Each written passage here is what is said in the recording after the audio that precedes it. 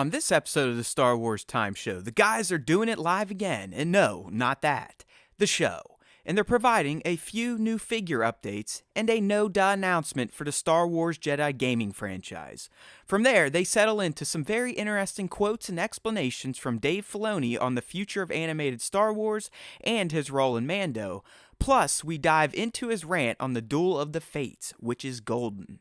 We then talk some rumors for The Mandalorian and Kenobi, yes, the Hayden stuff, before moving into the continuation of Ask Us Anything by answering fan-submitted questions. We also have a new question of the week to tackle with fan responses, and of course, we wrap with the top 5 Star Wars fan artist features of the week.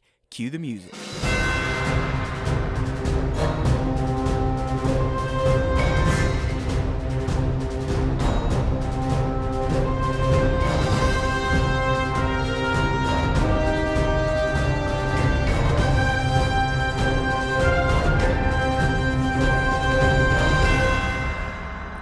Hey now, everybody, welcome back to a brand new episode of the Star Wars Time Show. It is Matt and Nick. We are here. We are live. We don't know what the hell's going on with my technology. We thought we'd be going a few hours earlier, well, a few minutes at least, and by few, about 47. But we're here now, Nick, right? Can everyone hear us? Can you guys hear me? Can Nick hear me? I don't know anymore. I can hear everything. I can hear everybody. All the stuff. What I can't hear is the TV behind me because I can see that the stream of episode 1 that I was trying to do has killed itself. It's not working. Oh, no. This is the first time I was trying to do it off of Disney Plus.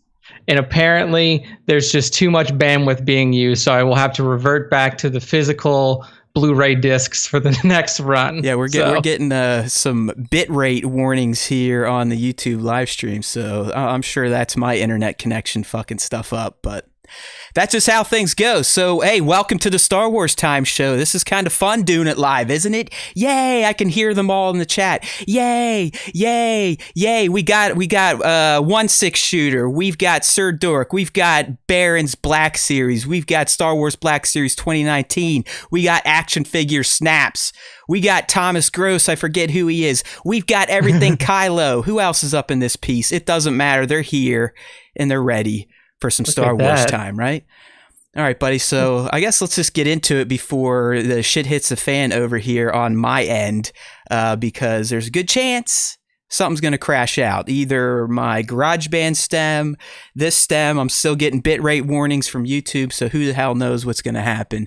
I'll try to go in here and mess with some settings live and try to really screw things up. So this is, if you hear an explosion, it's probably it's probably in the Ohio HQ, and it's probably Matt's computer just completely giving up. Yeah, I'm losing it over here. It's like I always promise Nick, I'm like, dude, I've been practicing. Stuff's ready to go. The tech should be rocking and rolling, and sure as shit, when we fire up, stuff literally starts to explode. So we're here. I'm not digging the quality so far, but whatever. Here we go. Let's get into it. So as we always do, we try to start with the low-hanging fruit items, right, Nick? And that's usually new toy reveals, video game stuff, this, that, and the other thing. And we kind of have a follow-up from a reveal we talked about last week. Now we have some glamour shots of this sexy ass Hot Toys 1/6 scale Captain Rex. Ooh, Get yeah, I mean, some.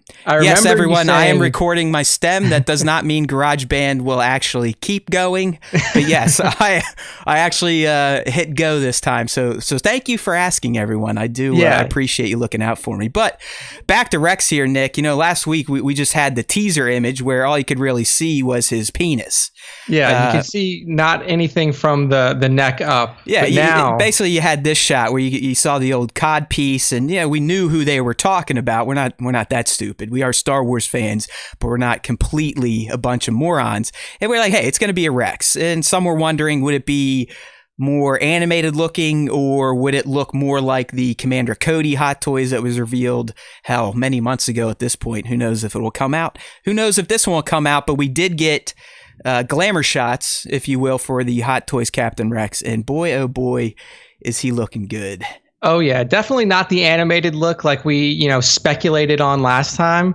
It does look like, basically looks like Tamara Morrison, the real person, and I mean, I hope he got paid for this. How much do you think Tamara got paid for his likeness? When you think about how often it's been used now, I mean, millions of characters were essentially Tamara Morrison. Dude, you have to remember though, like Carrie Fisher had this same conversation back in the day. And she's like, George Lucas basically owns my likeness. So whatever he wants to do with it, he could do with it. And I feel like that's what's happening here with Tamara Morrison. It's just like, hey man, you signed on to be Jango Fett and all the clones. You just didn't realize how many fucking clones there could be. But I mean, this shit, it just looks so good. I mean, it's Hot Toys. So obviously you're going to get top quality stuff from these guys. But even the amount of extras that you get with it, like the extra helmets, so you get the let me 330-second orange. There you go. That's the full package there. What Nick is talking about. Like you get the 330-second, you get the one with the visor down, you get the regular helmet, the regular Captain Rex helmet as well, and then you get the guns, you get the different hands. I mean, it's how about the jetpack, man? You got like Rex with his pack, and I don't know if that's a direct nod to Siege of Mandalore, right? Because was he whipping a pack at the Siege?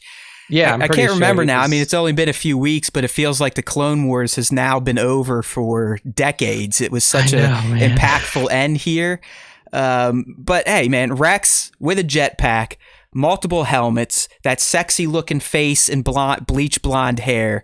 You really can't ask for more. And he's up now for pre-order, $255. He's one of those 255 Hot Toysers. I dropped my pre-order. I don't know if anyone in the chat here, anyone else do their pre-order on Rex yet? He's up now. Of course, we didn't provide the pre-order link, as I always say we will. That's usually a lie. I mean, you can head over to our buddies over at X-Clue Magazine. They typically stay on top of that type of stuff. But over here, we get distracted by the pretty pictures and the dreams of what life will be like owning these lovely looking Star Wars Barbies. Oh, yeah. So, I mean, if you really want the pre-order, we have the Sideshow link in the post. Oh, yeah, that's right. I at least did that. I at least half-assed. You got that in there. So you can you can click on that and then click through the pre-order link. So you're only 2 clicks away instead of having to find it on your own. So we didn't completely leave you out in the fucking cold this time, everybody. Be happy that we gave you something. Yeah, we're not that incompetent Star Wars fans over here. Spencer's asking, this is Baird's Black Series, asking, how does your wife not chew you out for all the $350 plus pre-orders? Well, it's called, you got to train them right. You got to train them young and early, and they just got to know that this is part of the deal when they link up with a Star Wars collector and freak. My wife's great about all this stuff. I don't get any bullshit about this. Yes, I have thousands and thousands of dollars of Star Wars stuff and other things. So you never know. I mean, I haven't ended up in a doghouse yet, and a lot of times I just don't tell her I'm pre-ordering this stuff. She just can't tell anymore. She's just like, oh, that looks like another figure you have. So is it the same one? Is it a new one? She can't even tell. Holy shit. Look who showed up. Look who's in the chat. It is the intern. The intern. The intern's here, and you know what? He's in here bitching about audio quality. Just like an intern would. Someone let him out of his closet, apparently, and now he's in here busting on the audio. Look at that. Well, Ryan, you should be our audio engineer intern then. Yeah, I could use some help here. I'm trying to at this point, I essentially have to use my penis as a third hand to control the OBS setup here. The chat gets very distracting. I love it though, but we're getting a bunch of stuff. A lot of the fans are interested in the fact that I am a teacher and still have money to buy all these toys. He's a college professor. Right. There's a little difference there. Spencer, I don't know what level of education you're going for, but I kind of lucked out and got into higher ed. So I'm at a community college, and if I told you what I made, you'd probably want to reach through the chat and tweak my nipples and then punch me in the face, because it's a pretty good gig. Let's put it that way. I make plenty of money for the amount of work and the time that I get off. So plenty of money to spend on Star Wars Barbies. Yeah. All right, Nick. So the other kind of low-hanging fruit topic we had this week is something that I don't think was mind-blowing to any of us here at Star Wars Time HQ. And that's the intern too. We'll keep him in there. But that's a fact that EA finally just came out and said, hey, you know what? that game we made, that Star Wars Jedi : Fallen Order, it made a lot of money. Yeah. People kind of liked it. Fans bought it in droves and played a ton of hours of it. So let's go ahead and make it a franchise. Yeah, it's pretty much the most obvious choice they could make. I mean, it would be pretty fucked up if they had a Battlefront franchise, which they do. I mean, there's 2 of them, so that's technically a franchise. But to say, hey, Jedi Fallen Order was great. It was one of the best-selling Star Wars games that we've put out as EA. But let's only keep it to 1 when there was clearly a setup for a second game at the end of the first one.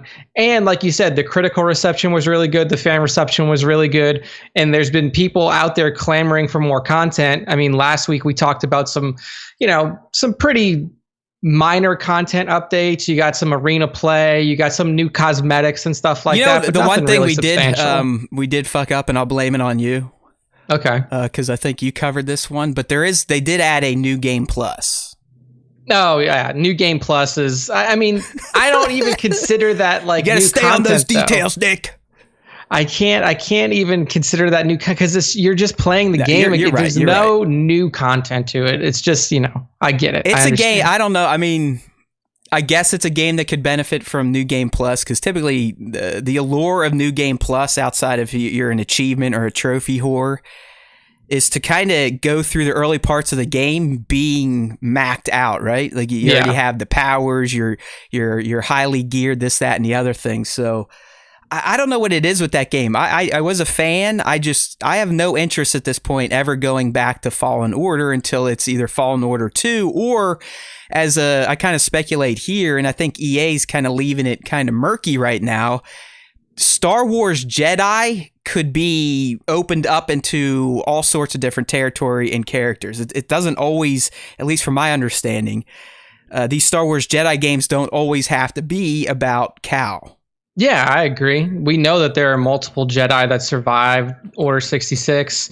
And to, I feel like with Cal and with, all of the crew of the Mantis, it's a core group that you can keep together, and it would be fun to kind of follow them along. But I think it would be beneficial to show what other Jedi are going through, or even have you play through like a stage or two. And this is something that I'm stealing from Force Unleashed, is to play through as Vader. Like, that Vader's out there hunting these Jedi. That Vader is going through and trying to clean up the galaxy of all light side Force users. So that Cal's out there trying to further the cause of the Jedi, to make sure that the Jedi survive through to another generation, whenever that will be. Well, you also know that Vader's out there actively hunting them. So if you could see things a little bit from the dark side, and then you could go back to the light side, play through as Cal, maybe have more Jedi brought into the story, that would be really cool.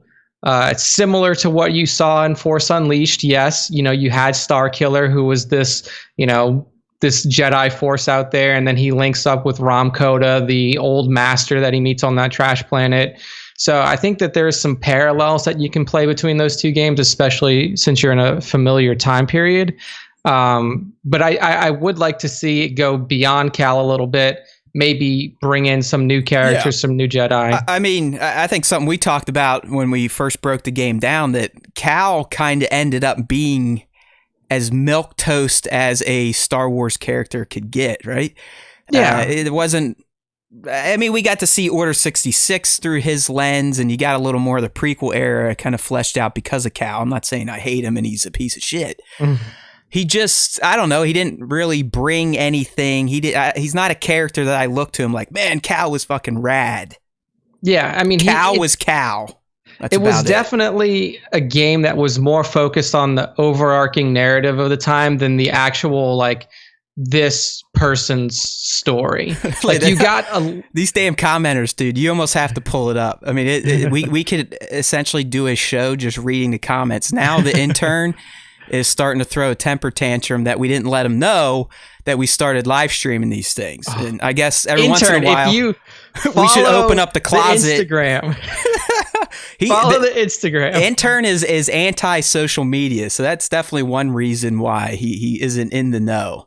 Okay. But the other reason, I mean, we do keep him locked up under the floor down here, and I only throw down scraps of food every now and then and some tequila to keep him somewhat comatose, so we can get him to do all the heavy lifting work that we don't tell anyone about. But a lot of people are kind of agreeing with the conversation here that Fallen Order, we all liked it, but going back and playing it again is kind of a hard sell. So yeah, I think someone here, I think Scion suggested Ahsoka. Yeah, that'd be fucking fantastic. I mean, after those last 4 episodes of TCW at this point, Ahsoka has so much potential, and not that she didn't before that, but I think the way Filoni has framed her now, there's so much potential, but I'm pretty sure we know where Ahsoka is going, right? Yeah. We're not going to get there yet. We got plenty of Mandalorian stuff to talk to, but after hearing from Filoni last week on his creations in the animated verse and what he's doing now in live action, I think it's safe to say we are going to see that crossover with Ahsoka, but you never know. Yeah. Before we move on, Nick, I have a little show and tell for some people in this room here that I know they will appreciate. And just today, and I've already wiped it down, so it shouldn't have any COVID AIDS on it. But just today, look what showed up in the mail. The hyper-real Luke Skywalker, which if you look at the picture, you go, oh my God, who is that? Like, is that animated Mark Hamill? Well, guess what, people? If you open it up and you take a look at him, they actually did a pretty good job on the figure. See it? I don't know if you can see that, my friends, on the live stream, but the face is not all janky looking. He is all still rubber. But the face looks way better than the box art.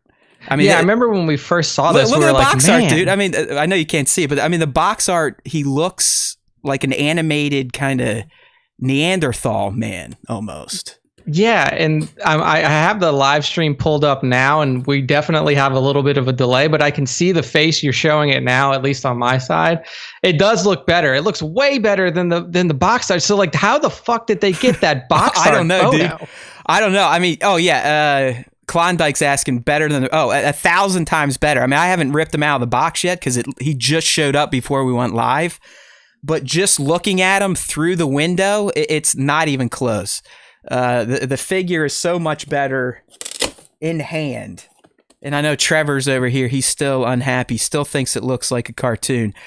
Well, guys, if I wasn't an asshole and didn't have things black and white and actually had him taken out of the box before this, I think we could have got a little better show and tell of that figure. But I can tell you in hand, it's not even close to looking like the box art. Yeah, and look, we still have to keep in mind here, people, that this is an audio. There is an audio only version. We can't do show and tell the whole show, because then the people listening to the only audio would be pretty upset. They'd be like, "What the fuck, man? These people are selling out." I feel like I just gave myself the virus by touching that box too much. So I guess we'll move on at this point. I just wanted to show it there. I know. It looks like our boy Triple P joined up, and he thinks he looks like garbage. So I wouldn't expect anything less from the Triple P. Yeah, we will not be seeing any hyper real Luke Skywalkers from Triple P anytime soon. So, well, if anything, now I can take him out and put him next to my Vader and reenact the I'm your daddy type of scenes. Yeah, I did take some pictures of the Vader this weekend, but you know how I roll. I take pictures and then a year later I'll actually release them. Yeah, we'll see him in 2021. So keep your eye on at Haywood Pop for there. So, oh, look at this! Everyone's already shitting on Hyper Real Luke. He's going to end up in the Walmart discount section. All right, we will see. We shall see. But I guarantee you, those people in here, once you start seeing pictures of them, you're gonna be like, "Oh, I wish I had them to take pictures of them too."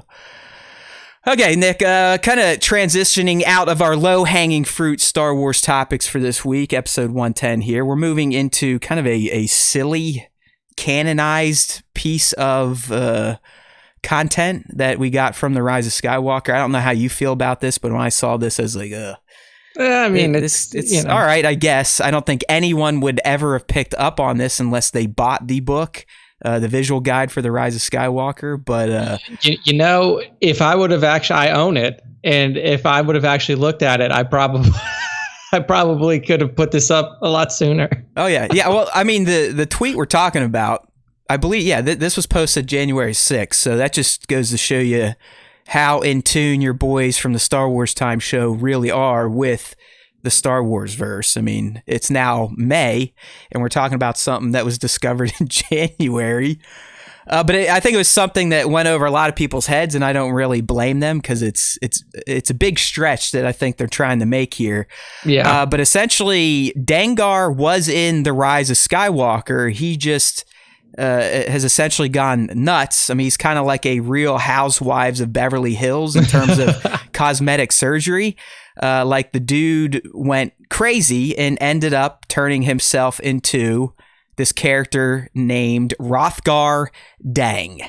Yeah, it's like he Vadered himself, except in a really shitty way. Like, from what the description on the visual dictionary post says, basically Hrothgar Dang, yes, this is Dengar, is trying to beat age and continue to live and work as a bounty hunter forever. So he started, piecing out his body for robotic parts, and really all you see now is just he's got some sort of mutated, disgusting looking Dengar-esque head. He and looks then everything like a else. douchebag. I mean, just look at how this thing's built. If this guy's still trying to go around and bounty hunt, if I just, and I'm short, like I'm tiny. If I just ran and like hurled myself at his chest, I could topple him over.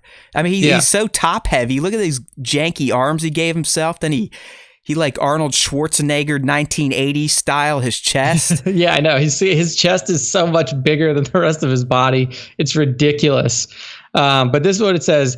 It says, as age began slowing his reflexes and dulling his senses, Hrothgar, aka Dengar, turned to black market surgical clinics to replace damaged or wizened body parts with ones that will give him an advantage in his dangerous trade. Right. Poor decision making has led him to look to a ghastly appearance. So yeah, he's stupid. And we're getting some good comments here from the Peanut Gallery here, but Trevor's asking 1/6 shooter, why did he have to change his name? Well, he's probably embarrassed. Would you want to call yourself Trevor if you did this to yourself? Yeah, I know. If you had like a melted face and like your arms look really stupid and you had half a body, I don't know, dude. Right, and then the intern wants to know if he has a metal penis.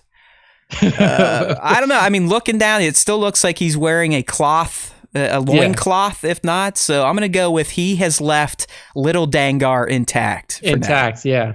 I mean, I want to see if we should get a Black Series figure of this and see what kind of creative stuff. I would only want one like this so someone like Sir Dork could fucking melt him and blow him to bits. Yeah, exactly. I mean, it would be a good figure to literally just pour flammable liquid on it, light it on fire, and take pictures of it as it's melting. Well, that would be the perfect reason why his head looks like that, as if he was actually melted, because that's what it looks like anyway.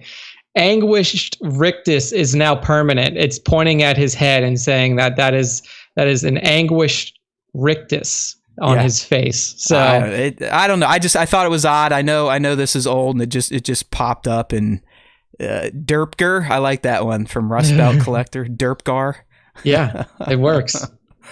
Yeah, I don't know. He should have just stuck with the toilet paper, I think. I think he looked a lot better when he just wrapped that stuff around his dome versus whatever the hell he did here. But like I said, once you get into cosmetic surgery, you never know how far you will go down that rabbit hole. Right? Yeah, I mean, it's hard to stop once you get your first one. It's kind of like tattoos. Once you get one, there's almost a guarantee that you will continue to get them. And for Dengar, you gotta love his classic look, though. I mean, he looked like a bum. Like he just looks like a bozo. He looks like there's no way. You look at this guy and it looks like he's got like Tin Man armor on. It literally looks like, I mean, and this may be what it legitimately was, like what the prop was made out of, but like an old school like diving suit that they just kind of like welded these other pieces onto. And then he just looks so beaten down and dead. He's all fat and out of shape, but hey, I mean, he's one of the known bounty hunters, so I guess he was good at his profession at one point in time. Yeah. All right, man. Let's get into some of this Filoni stuff. Our Lord and Savior at this point, if you're a Star Wars fan. I mean, I've gone on record now for the past few weeks saying that, and I hope it's just a matter of Filoni is just telling Chapek and them, like, leave me alone. I don't want to run Lucasfilm. I want to keep creating. I want to be an artist because, I mean, the dude should be running Lucasfilm.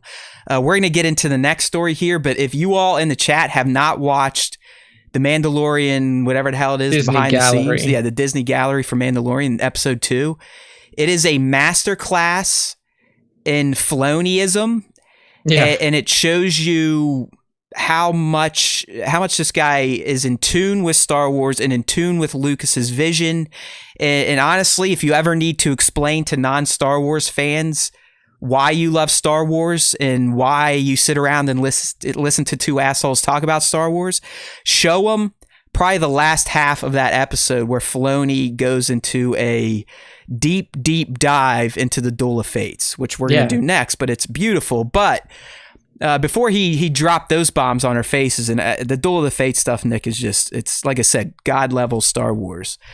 But who's he talking to? Deadline. He was talking to Deadline kind of about the end of the Clone Wars, Ahsoka Tano, what he's up to in Mandalorian. We got some interesting tidbits from him. So first up, Deadline asked the good Dave, hey buddy, what's your thoughts on Rebels? We going to get Rebels Part 2, Rebels sequel, this, that, and the other thing? And Dave goes on to answer, no, not really. I was really happy with how that series turned out, and I feel like we got to tell a complete story there. It was one of the things that really drove me to thinking, well, it would be great to have a complete feeling like that for Clone Wars. So now to have both is really great. I think that there's always potential. Here's the translation, my friends. Mm-hmm. Yes, I am making other animated shows using characters that we created in Rebels. They've all earned their place in the galaxy, so to speak. So I'm sure there's some more of them to do. So, yeah, right, Nick, that's pretty much, you're going to see more than likely Ahsoka, Ezra, Sabine, so on and so forth in animated form again, and we need to. Yeah, I mean, the thing about doing a Rebels like direct continuation for season 5 is there's really not a good place for those characters to go, considering we know that they've essentially split themselves into two different factions. You have Sabine and Ahsoka off looking for Ezra in the unknown regions or wherever the hell he is at the end of season 4, and then you have Hera raising her child that her and Kanan had. So you can't, I wouldn't say it would be necessarily easy to do a season 5 that's a direct continuation, but what you can do is continue the stories later on. I mean, we know that, or we can speculate that Sabine is still looking for Ezra or signs of Ezra well into Age of Resistance timeline based off of things that we've seen from Galaxy's Edge. And we know that, Ahsoka may be coming back into the Mandalorian timeline, and that, even at that point in time, Ezra is probably still not found yet. So I think dude's lost, man. And really, that's how we've talked about it. You don't necessarily call it Star Wars Rebels 2.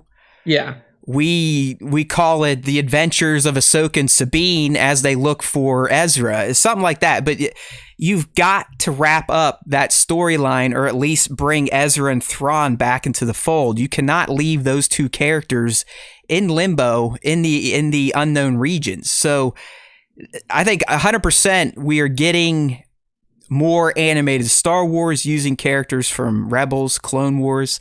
I hope they employ the new Clone Wars style of animation and they don't go back to Rebels animation. Not that I got as upset as some people in here, but I really think what they did, at least that tease we got at the end of Clone Wars here, with the Empire and how they look and how they remade Vader and the Stormtroopers, made them look more traditional versus the more cartoony animated look for Rebels. So it's going to happen, my friends. I'm just going to start talking like other Star Wars fans site out there and just start saying shit as if it's real.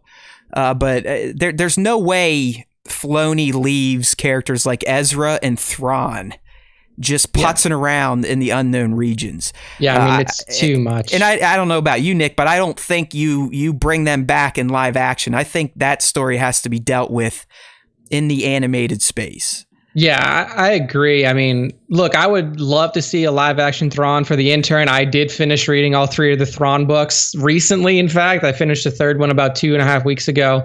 And those characters, I mean, Thrawn in particular is such an interesting character. And then Ezra being kind of this, last hope of the Jedi before even, Luke was there.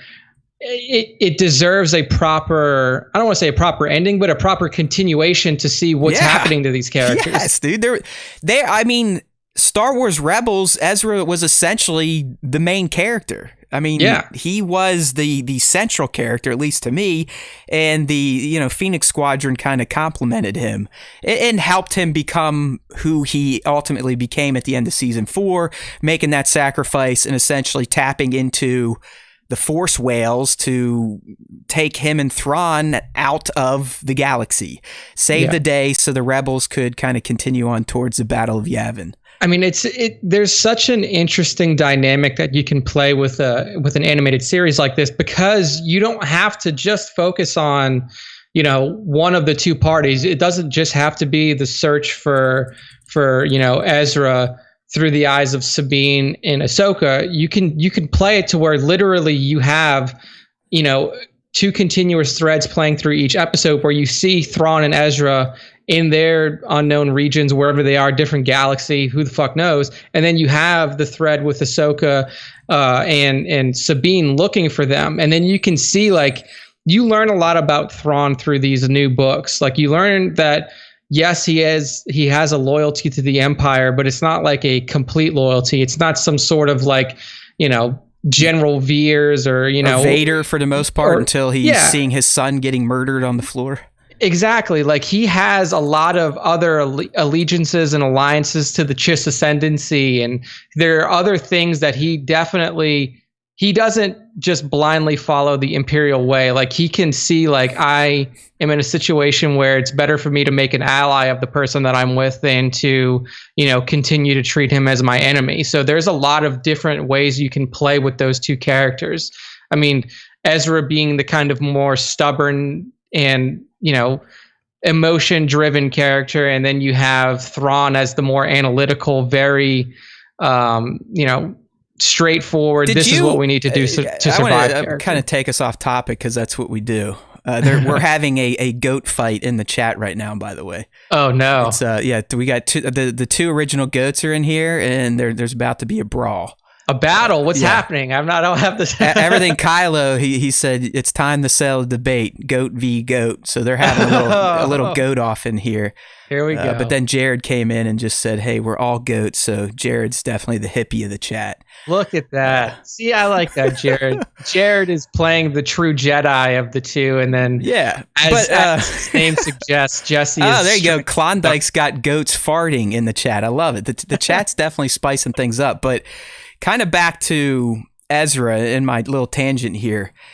Did you feel like Ezra was kind of maybe angling to be more like a Qui-Gon Jinn type of Jedi, where he understood the connection to nature, it's okay, Jedis probably should love, they should have connections to people, this, that, and the other thing? I mean, do you think Ezra was more of a Qui-Gon style Jedi? I do, because like you mentioned, not only the draw to the more naturalistic side of the Force. I mean, his ability to communicate with so many different types of creatures that you saw throughout the Rebels TV series, but also the fact that he did kind of dabble in the dark, and that he did have proper training from Kanan, partial training from Kanan and the light side of things. Like, he's had so much experience with all aspects of the Force that you never really see from like a Jedi, like a Galactic Republic Jedi, that he does have more of a full picture of it. And I do think that he would lean as to more of this, they used to call Qui-Gon like a gray Jedi, but more of the balance of the Force style of Jedi, where there is kind of a middle ground that isn't completely light and completely dark, and you're not just you're not completely separating yourself. I do agree that he was likely going in that direction. And we'll kind of get into this because I think Filoni really highlights that fact in his Duel of the Fates commentary. I want to just call it a speech at this point. I mean, it's everyone in this chat. If you have not watched this, once you're done watching our happy asses, you need to go fire up Disney Plus and watch episode 2 of The Gallery just to listen to Filoni preach. I mean, we've got our preacher. He's in here, Cairo, but Filoni is the preacher of all Star Wars fans right now. He really is my Star Wars god at this point. Yeah, I mean, he's the true heir to the throne. Lucas is the father, and then you got Filoni is the son. All right? Yeah. Here we go. And then I'll just anoint myself as the Star Wars Holy Spirit. There we go. Star Wars Time Show is the Holy Spirit of Star Wars. It's official. Look, I'm sweating. Woo! All right. Yeah, dude. So Filoni wasn't done there. I mean, just take it to the bank. We will be getting more animated Star Wars from Filoni's think tank, and it will cover whatever the hell Ahsoka and Sabine had to do to find Ezra. There's no way. There's no way they leave Ezra and Thrawn lost in space. It's not going to happen. Yeah. And that's what he's saying right here. I think that there's always potential for stories. Yes, thank you. That is him going, don't worry, you're going to get it. We just don't know when. He went on to a Deadline, the people interviewing Dave here, went on to press him on Sabine's arc. And essentially, would we get more into the Darksaber, her relation to it, this, that, and the other thing? And just kind of think about, Nick, Sabine's arc with the Darksaber is complete. What we were missing and what I was hoping we'd get a little bit in the Clone Wars was Maul's ultimate arc with the saber. Yeah. Because at this point, it's been left essentially, he won it from Pre Vizsla, killed Satine with it, and then apparently he went back to Dathomir and buried it under his I Hate Kenobi shrine. And that's just like, okay, then why do you bring it back in The Mandalorian where some Moff has it? Yeah, I know. It's like you have to get from that point to the next point. I mean, we know that, that Sabine ultimately gets it back in the Rebels series. But it's just like we do need to have some more lineage of that weapon, especially because it's going to be a central piece of The Mandalorian Season 2. I mean, we don't have to get it right away, but I think it is something that we need to see. Like, how did it get from point A, Maul, to point B, Sabine, which we've seen, and then point C to, Moff Gideon and The Mandalorian? Like, where's the pass off there? Yeah, so I guess, maybe we could have that explained in flashbacks in Mandalorian with a live action Sabine, a live action Bo-Katan. Because, I mean, canon wise, all we know is that the Darksaber was given to Bo to be the true ruler of Mandalore. Mm-hmm. But this was really at the beginning of the rebellion starting to turn the tide, right? Because Rebels only covered time up to and just before the Battle of Yavin. Yeah, so it's not even like you don't get deep into the rebellion. Right, in that so the Empire is still on Mandalore, I would think, when Bo is given the Darksaber, and that's probably how Moff makes his name. He what would they call it? It's like the Night of 1,000 Tears or 1,000 Deaths or something like that. Yeah. I mean, I hope Mandalorian covers this in S2, but maybe that's how we get Sabine in there. Or maybe they paint it in with some animation, but yeah. And look, we have a story coming up here that actually just dropped today that's going to even give more color and more possibilities to the Mandalorian Season 2 and the Darksaber reveal. Like, we have the possibility of now filling in those gaps outside of, flashbacks or anything like that. So there's a lot of good possibilities. I mean, how would you prefer it? Would you prefer to get Darksaber backstory that bleeds into Mando through animation or through little 30-second flashbacks, kind of like we had Season 1, where they built over the season, where it was finally at the end, it was revealed that Din was saved by Death Watch? Yeah, I think that for me, I really do think that for this particular weapon, I would like to have it more up front, not in pieces, because I don't think that it's going to necessarily be integral to the whole arc. Whereas, so you would probably want it more animated then, because they could spend more time telling longer narratives about the Darksaber and how it ended up with the Moff. I think live action, there's no way they're going to dedicate a full episode to the backstory of the saber. I mean, just to kind of, I don't want to jump into it too heavy yet, but I mean, like, if Bo-Katan, like, having a live action Bo-Katan in Mandalorian season 2 would mean that you could get it played out in one episode format, depending on how they treat the Darksaber. If it is a central piece of the narrative, if it is like something that Mando sees and then he's like, holy shit, how did he get this? And then Bo-Katan comes into the story, then you can have a more lengthy, like 1 episode long discussion about what happened after They did that. something, and getting off track here, but I'm trying to make a comparison. But if you're a Westworld watcher, in season 2, I believe the penultimate episode, or episode 9 of 10, 8 of 10, you meet this Indian character, and it's essentially what Nick's talking about, where we're following the present day story that leads to this Indian, but then we get a full episode that essentially shows a ton of backstory and how the Indian knows to essentially find this promised land, so on and so forth. So yeah, I think you're right. I mean, they could do it live action that way, where some big event happens in the present, and then the rest of the episode just kind of fills in, like, okay, how did we get here? And I also think that if you were to tell if you were to use more of the backstory to be told through animation, then a lot of the people who don't watch it, and look, I say watch everything and you'll get all the story, but it's the fact of the matter is, now there's a ton of people who only watch The Mandalorian, and they're not going to go watch Clone Wars. They're not going to go watch Rebels. Losers! So, yeah, like, if you want the full story, watch both of those series. But now you have to plan for the fact that you have this huge relic, this huge story piece in The Mandalorian, and you have to give context to that in that show. Because if you don't, then people are going to lose the significance of it. Well, I mean, I think there's always going to be 2 types of Mando fans at this point. There's going to be the nuts like us that treat it as if it's gospel, it's Bible, it's real life.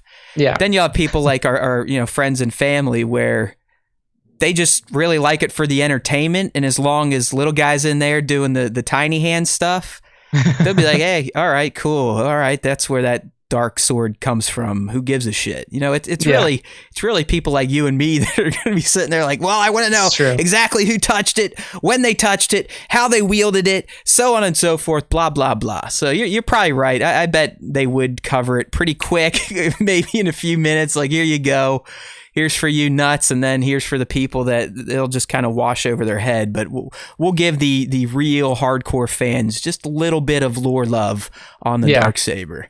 Yeah, so I think there's a lot of possibilities, but the way that the most people are going to get it is through the live action Mando. And then what they could do is just go in and say, like, hey, we gave you hardcore guys a tease of it in Mando, but now we'll give you a more robust backstory for what happened after Bo-Katan had it in animated form.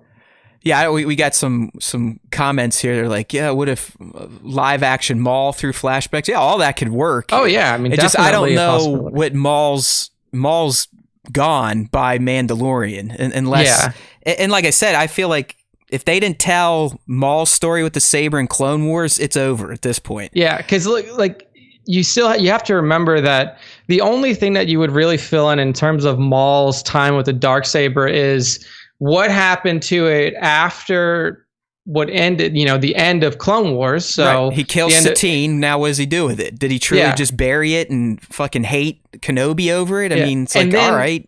At some point he has to go get it back because he loses it on Malachor, and that's where Sabine picks it up. So you would only see what happens between the end of Clone Wars, when he's defeated, when he escapes, and essentially basically he goes back to Dathomir. And from that time to when he meets up with the Rebels crew on Malachor, loses it, and Sabine picks it up, which to me isn't really a lot. It's not going to be important stuff, because in that time period, Maul is isolated. It's just going to be him on Dathomir, and then him looking for ways to increase his power and make a play in the universe again.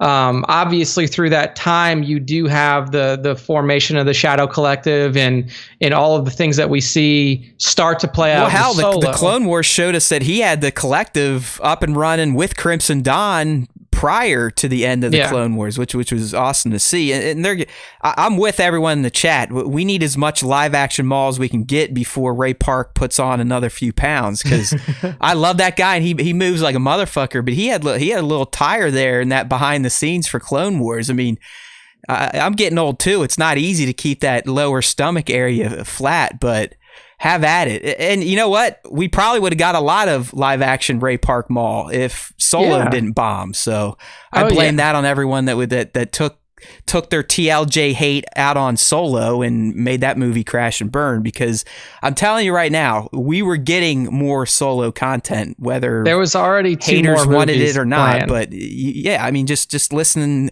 look up some old interviews with the Kazdans. Yeah, I mean, they went on record saying we have a deal essentially for a trilogy. Yep. And so did Alden. So did Amelia. They all had multiple movie contracts. So it was going to be there. And you could have had a ton of. I mean, in my opinion, Maul would have become a main character in Solo 2. He would have had to, because that's right where the Kira story thread was going. Yeah, I mean it's. There you go, Super Scoundrel, Crimson Dawn Disney Plus series. Now that is a great idea. I mean, look, that's what we've been calling for. Because as soon as Solo came out and we knew that the box office was not going to carry it on to multiple movies, our suggestion was, hey, look, you have this new streaming service. You're making live action for it. If you can get the actors to agree to it, I mean, and look, Alden's not out there making huge blockbuster movies. Solo burn. You knew Triple P.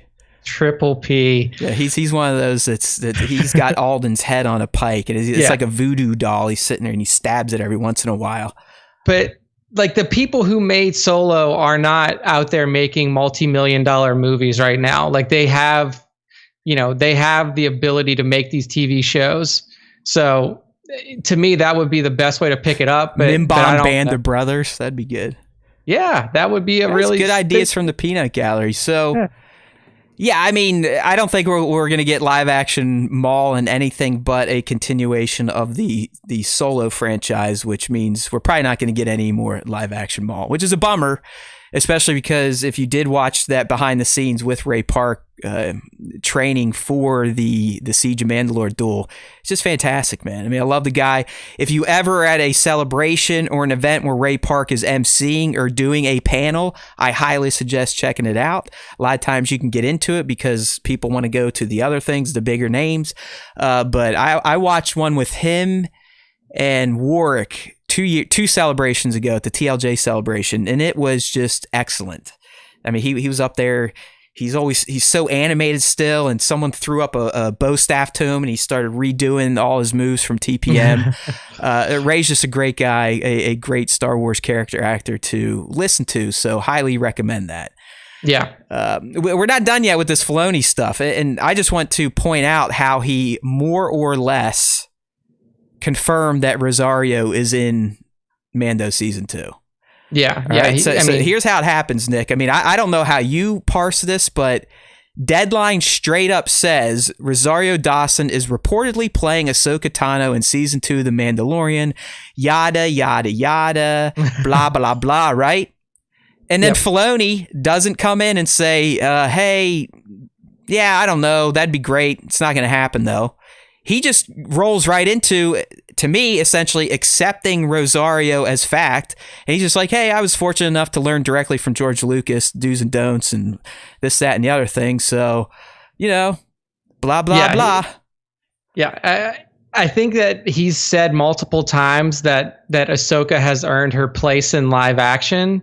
And he's not going to shoot it down because he knows it's happening. I mean, I feel like at this point, with all of the outlets that are reporting this, with Rosario herself basically coming out and saying, hey, this is real, wink, wink, I just can't say it yet, wink, wink, like, that it's going to happen. So he can't really dodge the question anymore. I know. And it's like, I think they will never confirm it, because I do believe this was going to be their Baby Yoda shocker of the season. Unfortunately, this one was much harder to contain because they weren't dealing with a $5 million animatronic. They were dealing with a real person who has friends and other people. So that's probably why it's leaked out. But I'm with you now. I'm after reading this interview and Deadline essentially just putting it out as fact, and Dave not coming in. Here's another one, Nick. The next one, straight up, outside the Mandalorian, are you trying to develop another project featuring Ahsoka Tano? Yeah. And he just says, I couldn't speak to anything at this point. I have a lot of ideas, and I'm really fortunate that I've had the opportunity now to work in both animation and live action. So just getting the exposure is interesting. I mean, again, you would think he'd be like, hey, whoa, I mean, what do you mean outside the Mandalorian? I never even said she's in the Mandalorian. Yeah. So but he just shot down, hey, yeah, the Mandalorian shit's happening. I'm not sure on anything else at this point. Yeah. So, I mean, there's live action Ahsoka is happening. We just, if you're a fan of Rosario Dawson's casting, if you're not a fan, just get ready for it, because season 2 is going to happen.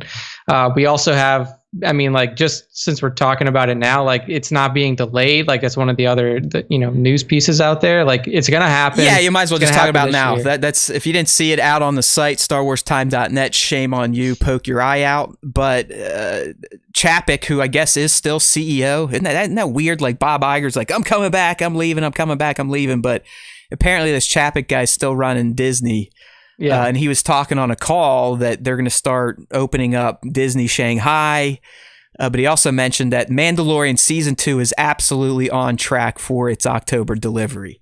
Yeah. So that is a bonus. COVID-19 apparently did not fuck that show up. But it did sound like Falcon and what's his name? Winter Soldier. Yeah, that one's probably going to get hosed. And then the other one they had planned to release in the fall was going to get hosed. But Mando is on track. Now, in terms of Mando Season 3, that's naturally probably going to be jacked, but you never know. Yeah. And the only other thing we got in this Deadline Filoni deal is he confirmed he's only directing one episode of Mandalorian Season 2, which is fine. I mean, I would almost rather his talents on that show be reserved for helping the other directors and writers ensure that they are telling the proper story. Yeah. And I mean, with directors like Robert Rodriguez and Peyton Reed on there, like, I feel comfortable with. Yeah. You got to remember, he was a noob director last season. I mean, that's the first time he ever directed anything not animation. So, and he did a great job. I mean, he did episode 1 and I think the Fennec episode. Yeah, he did. Two of the more memorable. So, yeah, I mean, it was just a great article on Filoni. We got the full thing up here on StarWarsTime.net. Check it out. But we're not done with our Star Wars guide yet. This is the conversation I was talking about earlier. So if you've not seen Disney Gallery of the Mandalorian Episode 2, what was it? Do you remember the title, Nick? The theme was more or less... Legacy. There you go. That's why Nick's the smart one. Yeah. And really, the discussion, it was very minimal on, hey, this is how we shot an episode, or this is how we did something. It was more or less... This is why we love Star Wars. This is why we work in Star Wars. And this is why Dave Filoni is a Star Wars Jesus. Yeah, I mean, it was way more focused on why the people who are there, whether it be the directors or the actors, were chosen. And, you had a lot of conversations with Carl Weathers saying how he really didn't see the value in Star Wars or see the importance of Star Wars into his early 20s. But then once he started to look into like storytelling and filmmaking is when, Star Wars was really presented to him as like this breakthrough in cinematic storytelling, especially in a sci-fi sense. And then you're also talking to the team of directors. You're talking to the behind the scenes people, a lot of people who worked at ILM during the formation of the prequel trilogy. And Kathleen Kennedy was there and everything like that. Dave Filoni still. So this one was really like about everybody's passion for Star Wars and why they're there. And but why he, towards the end and shit, it's actually like the last half of the episode. Yeah. There you go. The intern, the last 5 to 10 minutes where he goes into his it's almost like a study on the Duel of Fates and really how that is everything to Star Wars.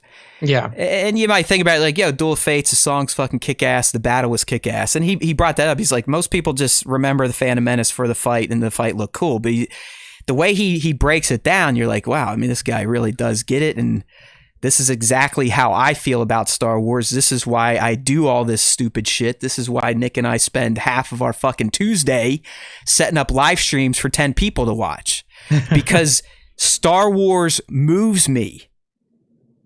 I mean, this segment, I might start crying now, like just remembering what Filoni was talking about. Like, the guy is God for Star Wars fans. But really, Nick, what he breaks down about the Duel of the Fates, that makes so much sense, especially in just what Duel of the Fates means. It's not just a song name. Think about it. The way he positioned his take on this, and I'm taking this is the right take. This is exactly what Lucas meant. It might not be obvious to us Neanderthals who do not understand writing and art and this, that, and the other thing. We just get distracted by flashy lights. But essentially, the Duel of Fates was a fight for the fate of the Chosen One. And it was really between Qui-Gon and Palpatine's tool, pawn, Maul. Because Qui-Gon knew that he had to be the father Anakin never had. And if he couldn't provide that for him, shit was probably going to go sideways. And here we go, right? And it did. But you never really think about that, because Filoni's like, listen, Qui-Gon was not like the other Jedi. He had compassion. He believed in love. This, that, and the other thing. That's why they would not put him on the council. He was a master, but for them, he was a little too far out. He was a little too much of a hippie to be on the council. They were all politicized, right? You know, even look at Kenobi. He brings up Kenobi. The first time Kenobi meets Anakin, he's essentially like, we got to take on another piece of shit life form. Yeah. So my dog just ran in here. She's going crazy. Filoni just really just kind of made me see that fact that the Duel of Fates, and in particular Qui-Gon's involvement in it, is essentially why Anakin fell in the end. It was the first linchpin that Palpatine needed, and why he was fine just using Maul as an expendable asset was to get rid of this fatherly like figure that could have probably trained Anakin the right way, and in a way that he would have been allowed to save his mom and think about saving his wife, and maybe even getting married without feeling bad and hiding it. So really Filoni positioned that if it weren't for Qui-Gon getting murdered, Anakin's story would have turned out completely different. And then like one thing he also said is, you know, when Obi-Wan started training Anakin, it was mostly because he felt obligated to. Like it was Qui-Gon's dying wish for him to do this. So he did it out of a sense of obligation and not out of a sense of, you know, of compassion or fatherly love, which is why in episode 2 you see this kind of strained, I don't want to say strained relationship. You see this kind of combative relationship between Obi-Wan and Anakin. They're brothers. And Nick, you could probably speak to it more than me, because I only had a sister, but I would assume, while you guys probably don't hate each other's guts, there might have always been a competitive nature between you and your brother. Oh, look, I mean, you know, regardless of, you know, how much time is between your births, you know, between me and my brother is 4 years. So like when you're younger, that's a pretty big gap, but now it's not. Like there's moments that you'll hate him. There's moments that you'll, you know, you want to get into a fight with him. You want to throw him off of a balcony. But then there's also moments like you see Jesus, between. Man, what'd you guys get into down there in Louisiana? It's just like it is. It's a very interesting relationship, and it's nothing like a fatherly relationship. And that's what Filoni was saying. He's like, yeah, I mean, Obi-Wan ultimately, begrudgingly, in fact, agreed to train this little being that he had so much resentment towards. Mm-hmm. But he never gave him the love. It was always the hard beating him on the head. No, don't do it this way. Don't do it this way. You're acting too cocky, yada, yada, yada. Yeah, and he was in he didn't know, Obi-Wan didn't know that that's what Anakin needed, was a fatherly, more caring approach to things. Right. Like, and Obi-Wan, like we said in previous episodes, was like, you know, a very perfect Galactic Republic Jedi. Like, he was against connection. He was on the council. He was a proper master. He was what Yoda and Mace would want in a master, one that followed the book. Oh yeah, and then he turned into a lying piece of shit. Yeah, well, because then he realized, to write his own narrative. He's like, we were idiots to sit here and act like we were all too good and we couldn't love and we couldn't have compassion and we just always had to go by the book. He literally, hindsight's 2020. So when he finally saw, like, oh my God, and then also he started communicating with Qui-Gon. I mean, at the end of episode 3, we found out about that. So like he got more context into like, why did this happen? What did you see that we didn't see? And then Qui-Gon probably fucking laid out to him like, look, dude, this thing, no attachment, this you can't, have loved ones and you can only focus on the Force. This is not the way to do it. So that's why his tune changed. Well, yeah, it's like Filoni said that failing, Kenobi being a brother, that was a huge failing for Anakin because he didn't have the family he needed. Yeah. Then he loses his mom. He failed in his promise to her. Yeah. And so all that just fucks him up. And obviously we know what happens the next time he's presented with a chance to save somebody he loves. Yeah, he can't help himself, which is also something, he continues to, like, Filoni continues to essentially draw this line out from the Duel of Fates episode 1 all the way through to episode 6. But one thing that I thought was interesting in the, the between time and in the around, it was a very off comment.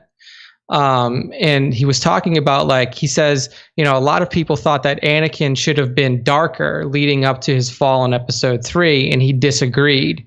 And the way that I think about it after hearing him say that and hearing him kind of explain this Duel of Fates thread, is that the reason that we all wanted to see Anakin darker is because we knew the ultimate outcome. Like, we knew, all right, from the moment we see this kid in episode 1, you're Darth Vader. Like, you're going to be Darth Vader. So you need to look and be Darth Vader throughout this series. We need to see you becoming Darth Vader.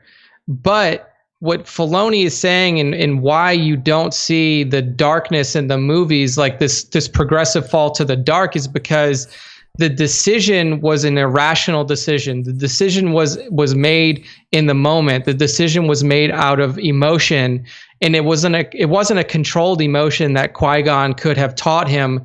It was the emotion that had always been inside of him. So when we see his turn in episode 3, and we're like, where the hell did this come from?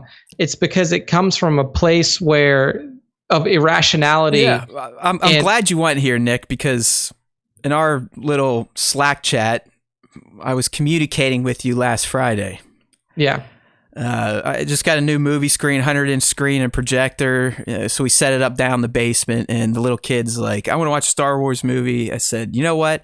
I've finished the Clone Wars now. Let's check out Revenge of the Sith. If you're a fan of this show, you probably know my take on that film and how it has disappointed me because of how Anakin's fall is handled. I've said we should have seen a little more of the darker stuff, the things Nick is talking about and what Filoni addressed. And I'm not gonna fuck around here. This isn't bullshit. I don't know. Maybe I had one too many drinks. You did say in our Slack chat, you're like, I don't know if I'm drunk. Right. I don't know if I'm drunk or what, but the movie played differently for me for the first time since 2005. And I 100% credit that to the final 4 episodes of the Clone Wars and really just everything Filoni did for the character of Anakin Skywalker in the animated series. It's, as Nick said, I don't know what happened. I really don't. I don't know if it's because we learned a little more from the Clone Wars or whatnot. But when I watched that movie, I really focused on Anakin and how they were treating him, both the Council, Palpatine, Kenobi. And if you just focus on that stuff and you kind of block out the rest of the nonsense, because let's be real, there's still a lot of bullshit in Revenge of the Sith. I can't tell you, like, I honestly feel bad for Natalie Portman. They diminished Padme's role so much, she just became like a barefoot and pregnant, whiny housewife who had horrible lines. She acted horribly in the film.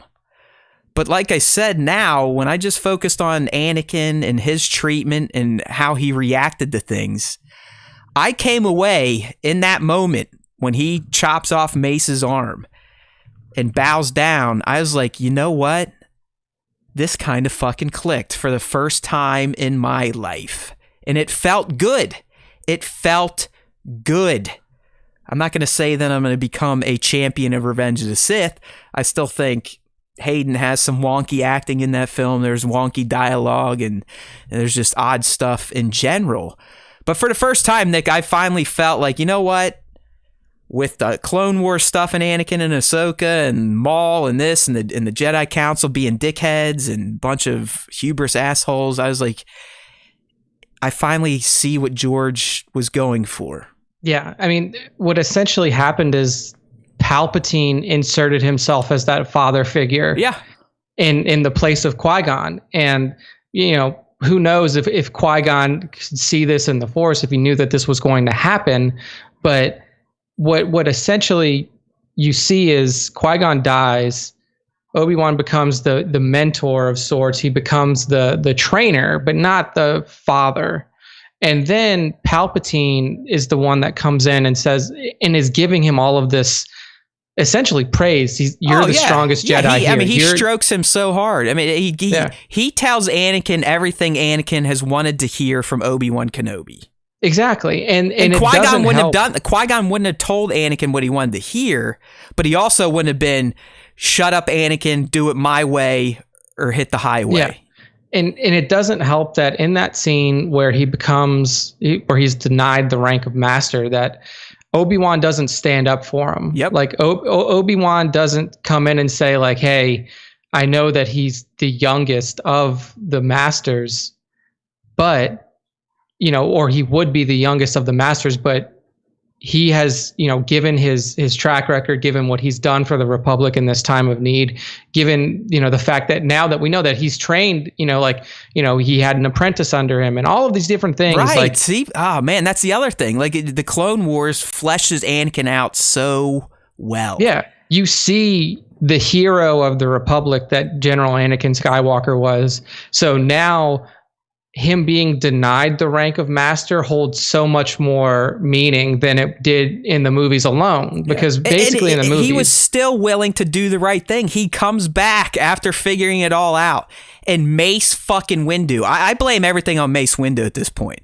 And Kenobi and Yoda for not just standing up to Mace. But Mace, again, he's like, hey, fuck you, Anakin. You just told me this. I still don't believe you. If I go there and see that you're not lying, then for the first time since I met you when you were a little slave boy, will I believe you and hold you in a higher regard than just a piece of shit? Yeah, and the thing is it's the fact that Mace was such a dick to him for the entire time. I mean, like, if it was up to Mace, Anakin wouldn't have been trained. Like, Mace didn't want him. Mace was like, he was even more against it than Yoda was. So the fact that it was Mace there and not Yoda, that it was Mace there and not Obi, in that he was the one who was also, that Mace was the one that was going against the teachings of the Jedi. So not only is Anakin seeing somebody that he was essentially browbeaten by, you know, take this stance that was supposedly against the Jedi way, but it's the fact that there's been so much history between these two characters that we got to see play out in the Clone Wars, that now you understand, like, if that was Yoda there, different situation. If that was Obi-Wan there standing where Mace was over Palpatine, it's a different situation. 100%. But it shows you the genius of Palpatine still, right? Because he had Kenobi on Utapau and he had GMY chilling on Kashyyyk. Yeah. So, I mean, you knew, now you know, because of the situation, because of the relationship between Mace and everything was so nuanced. And look, you can say that, you know, now we have full context and a lot of this Filoni filled in and stuff like that. But Filoni did a perfect job of mirroring that, of saying like, hey, see this relationship between these two characters. And at this ultimate moment, now you will understand why Anakin made the decision that he did against Mace, not necessarily against the Jedi. It was probably more of a personalized decision because of the Jedi that was there. And the irrationality, the unrestrained emotions that were never taught to him by a Jedi like Qui-Gon. Like it does give way more context, and it makes it a much more satisfying experience to watch because you can see it. And then you can also picture the Clone Wars things in your head. Oh, yeah. And Rust Belt kind of brought this up, although I'll never agree that episode 2 and have always been good. I don't think that is true. They have gotten much better, much tolerable. Yes. They're still going to have their vomit-inducing moments like Anakin's courtship of Padme in the fields. I mean, just can cut that scene out. Yeah. And the one where they're having dinner, just can blow that one up where I wish I could wish a wishy. I wish. Fuck. But I have recently watched Clones and now Rots, and be it Clone Wars, Filoni, Jesus, Juice, I don't know. They just sat much better with me. So yeah. I'm recommending anyone out there. Oh, now Rust Belt wants to fight over clones. Anyone out there that, was kind of like me and the prequels are not your favorite, go back, check them out, see how you feel now. And this is albeit with the caveat in you got to watch all Clone Wars. you got to at least watch season 7 of Clone Wars, the last 4 episodes. Yeah, I mean, if not the whole series, you at least have to pick up, there's 130 episodes of the Clone Wars now, so you got to watch a good amount of them to get the full context. I'd say the back half of 7, and then I don't know if they deleted the playlist, but I swear at one point in time, Disney Plus had what was like the best essential 20 Clone Wars, and I think that was done for get ready for season 7, but also wink wink Mandalorian stuff. Yeah, because I think it covered a lot of the Darth Maul, Mandalore, Darksaber, this, that, and the other thing. Yeah. So, I mean, we covered a lot of, the I guess you would say the prequel implications of the Duel of Fates, but even like I said, he kind of draws it all the way through. He goes in the Return of the Jedi, but really the good points there, just kind of keep things moving, is he strokes the Emperor as we do. I think everyone needs to realize how masterful Palpatine truly was. But he talks about Luke's turn and how he thinks Luke would turn, but he did not because of his connection to the Force, his father, the love. Again, when he throws that lightsaber away, it kind of shocks someone like Palpatine because the Emperor just cannot understand turning down galactic rule to save a half-dead, half-machine father that basically tried to kill you for the past 2 movies. Yeah. It's just that whole love and the father love to the son and the son the love to the father. That did not compute with the Emperor, and that's ultimately what fouled his plans. Now we know that really wasn't even the case because, hey, yeah, everyone lives, nobody dies, inject yourself into a rotten clone body, yeah. I don't know, man, we'll wrap this topic up here and kind of move on to some of the Mando rumors, casting rumors, but last reminder here, go back, check out episode 2 of Disney Gallery, The Mandalorian. It's literally better than going to church for a Star Wars fan. Yes. And then if you are caught up on the Clone Wars, give the prequels a rewatch. And at this point, you might as well watch all 3. I've always told you TPM's the best, and now Filoni just confirmed it. So yes, I am part of the Holy Trinity, just like I said. There we go. The Holy Spirit. Star Wars Holy Spirit. Thank you. Hamana. But moving on to some Star Wars royalty at this point, and this is a rumor that I do hope comes true, and that is Tamara Morrison, a.k.a. Jango Fett, a.k.a. Boba Fett, a.k.a. every damn clone in Star Wars, has been tagged to appear in Mandalorian Season 2, potentially as Boba Fett, but knowing what we know about clones and the father of all clones, he could play another character in that show as well. Oh, yeah. I mean, he could play a number of other characters in the show, but the rumor out there says that he is going to be playing Boba Fett. I mean, this is, if it's Fett, if it's somebody else, this is something we'll get to later in the series. If you follow us on Instagram, then you probably saw the question that I posed this week. if it could be, if it is Fett, it's a good move regardless, because this is a character that so many people have endeared themselves to through the original trilogy and never really got the return that he did in Star Wars Legends, old canon, old EU novels and stuff like that. So I think it's a good move to at least get Tamira Morrison back in here playing somebody. Hell yeah, dude. I mean, if he is Fett, what do you want to get out of it? Do you want a little backstory to kind of transition Fett from being a bozo, cool-looking asshole who really did nothing cool but is considered to be one of the baddest-ass characters in Star Wars? Or do you want him to show up and he's just, hey, I got out of the pit, whatever, and do you want him to be friendly towards Din? Or do you want them to have a competition? I always want backstory. I mean, of course I want backstory. I want to see the moment this motherfucker crawled out the Sarlacc pit. You have to, because that's a huge plot hole if they don't explain, at least in words, how dude made it out of the belly of the Sarlacc. Yeah, so if they use the canons or the comics that were once canon that have been aborted, if they go that way, fine, whatever. But yeah, you got to get some of that. In a 30-minute long episode of 8 episodes a season, how much time do you really dedicate to a character that I don't think should be a main character in The Mandalorian? Yeah. So to me, I think I think at this point in the galaxy that, if this was still Imperial times and Boba was still making money and he was still this infamous bounty hunter that is, running shit and has his own enterprise, then I could see him being more of an antagonistic figure towards the Mando. That's a good. Liam just proposed, and I kind of like this, that he could be working for Moff Gideon. He could, but I don't think... Maybe that's why we saw his spurs roll up the Fennec Shan's corpse, or supposed corpse, right? I still don't think she's dead. But maybe Gideon sent Boba after her to see what the hell happened.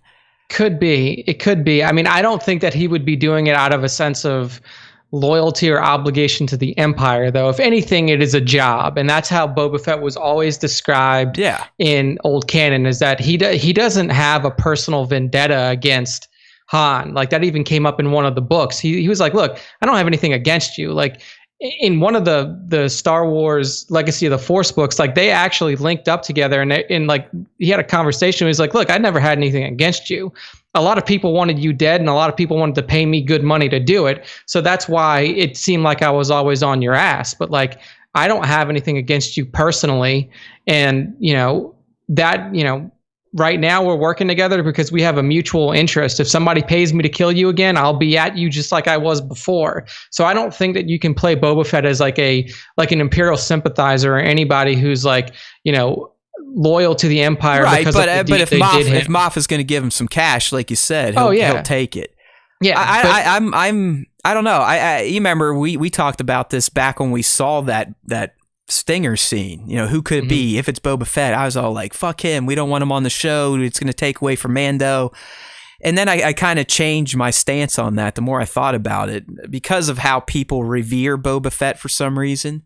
Yeah, but I do think at this point that he could, if they're competitive, if they're combatants and Din takes him out, clearly that is just going to make our Mandalorian an even bigger pimp than he already is.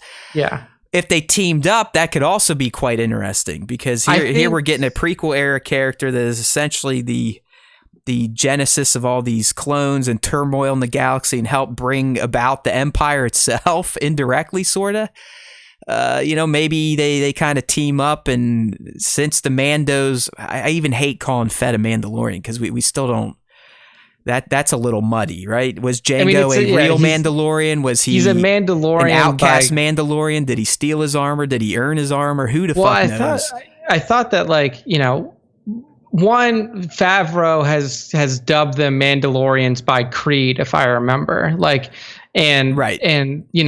It's up in the air. I think right at this point, like, Jango would be considered a foundling, because there is stories. Not even, we looked it up on the Wookiees or whatever Pedias, but essentially he might not have been born right on Mandalore. Maybe he was on Concord Dawn, another planet in their system, and he was Mandalorian, but not true pure blood. So that's why they kind of looked down on him, this, that, and the other thing. I mean, Mandalorians were kind of assholes. I mean, we even saw that in the end of the Clone Wars here, right?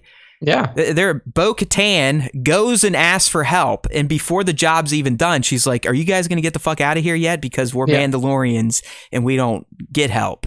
Yeah. So you never know. I mean, it did sound like the true Mandalorians were dicks to Jango Fett, this, that, and the other thing. Who knows? He got the armor.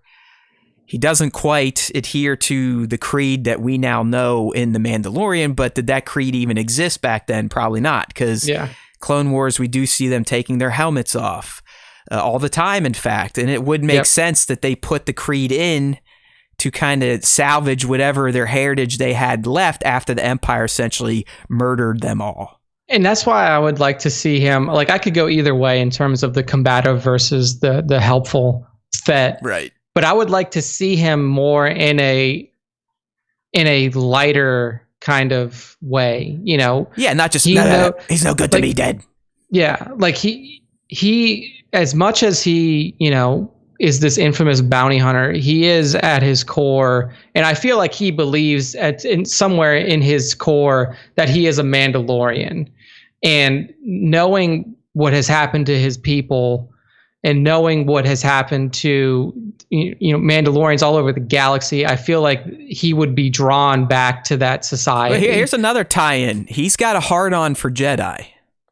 He does. This was even showcased in multiple episodes in the Clone Wars. I mean, as a kid, he gets himself onto a Mace's destroyer, I think, and tries to kill Mace. Yeah, he does. Like he was always looking for revenge. Right, yeah, I mean, he hated the Jedi. Multiple times tried to take him out. So we know what Din's mission is.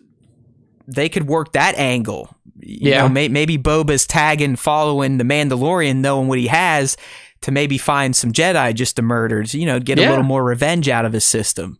You could definitely you do never that. know with Boba. I mean, there really is, it's kind of a blank slate because of how his story was so abruptly ended in the original trilogy. Yeah, and I mean, you don't really have any Boba material now. I mean, like, they've, outside of Clone Wars, you know, when he is a child, and then you don't really see him again until the original trilogy, right? And there's really, like, so they, and Filoni never went back and finished we were going to get an episode at least shows how Boba gets the dent in his helmet and how Cad Bane dies, but who knows if that's still canon at this point, because some of the commenters they're kind of back on that, the stinger, and we heard the spurs, and we're like, well, Cad Bane had spurs, and yeah, Cad would be great for the show too, but if this Tamara stuff is legit, which it probably is, it's pretty easy to figure out who he's playing. I mean, it's going to be a clone, which would be Rex, or a clone, which would be Boba.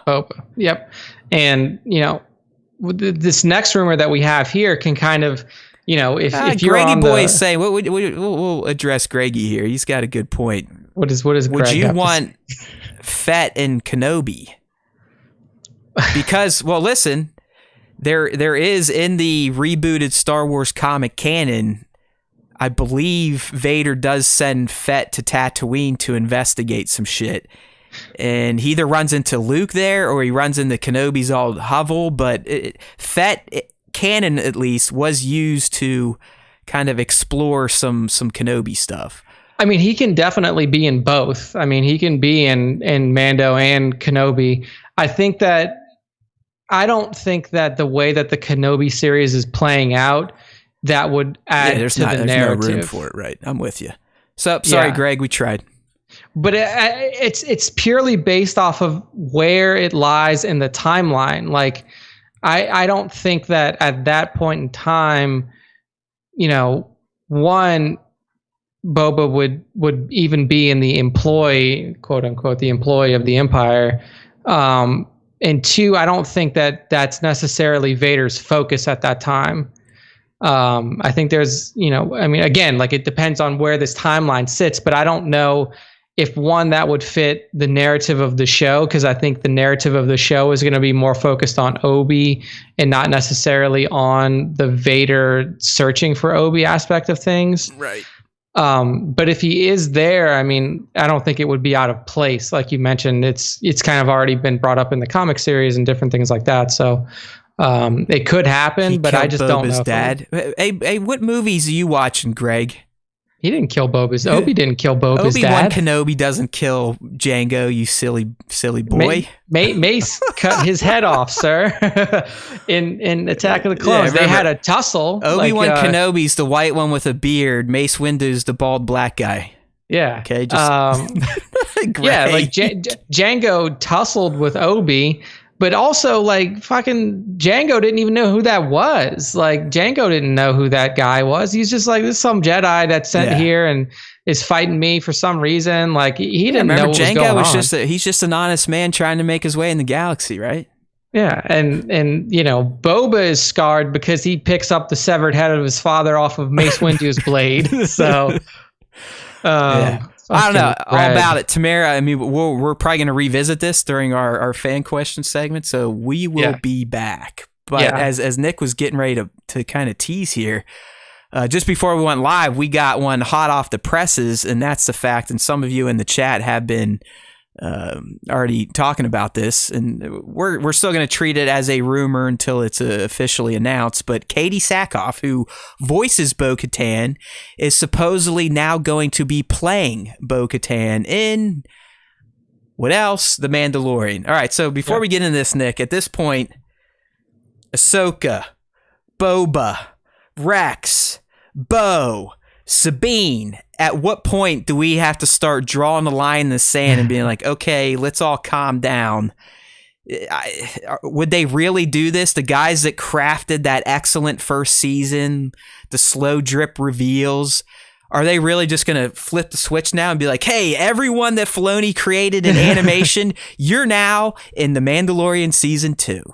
I think it works in a certain way because what he basically did was, like, the slow drip of season 1 was essentially to introduce people who haven't been in Star Wars since the movies to this timeline, to this period of time where all of these, you know, animated characters can coexist together. And now that has been done, I don't think you need the slow drip anymore. I think you can come out and say, like, bang, we're on this mission, and now all of these people that were created in Clone Wars and Rebels and all these other shows can come in and they can make sense. And we don't need to do these slow bring-ins. Like, we don't need to say, like, hey, here's Ahsoka, here she is. All right, you can have her. And here's Bo-Katan. You can put them in and it makes sense. Oh, it totally does. I just wonder, are they more than just kind of secondary at this point? And by that, I mean, go back to the episode in season 1 where he runs into those people he does the prison ship job with.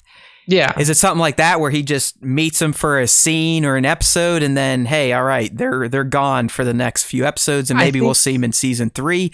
Or do any of these characters, Nick, become recurring like a Cara Cynthia? You know, he meets her in an episode, they bond over a battle, and then a few episodes later, she's now main cast. Yeah, I think that's what he's doing. It's like he's slowly building this ragtag band, like this entourage of sorts. Because you could argue, like, same with Carl Weathers and Grief Karga, like, at a certain point, like, you never would have thought that Carl or that Grief would have linked up with Mando. Like, Grief wanted Mando fucking dead, and by the end of it, he's now part of Mando's crew. I mean, same with Cara. Like, yes, they had a relationship prior, but there was no reason for Cara to fall in and be a part of Mando's crew.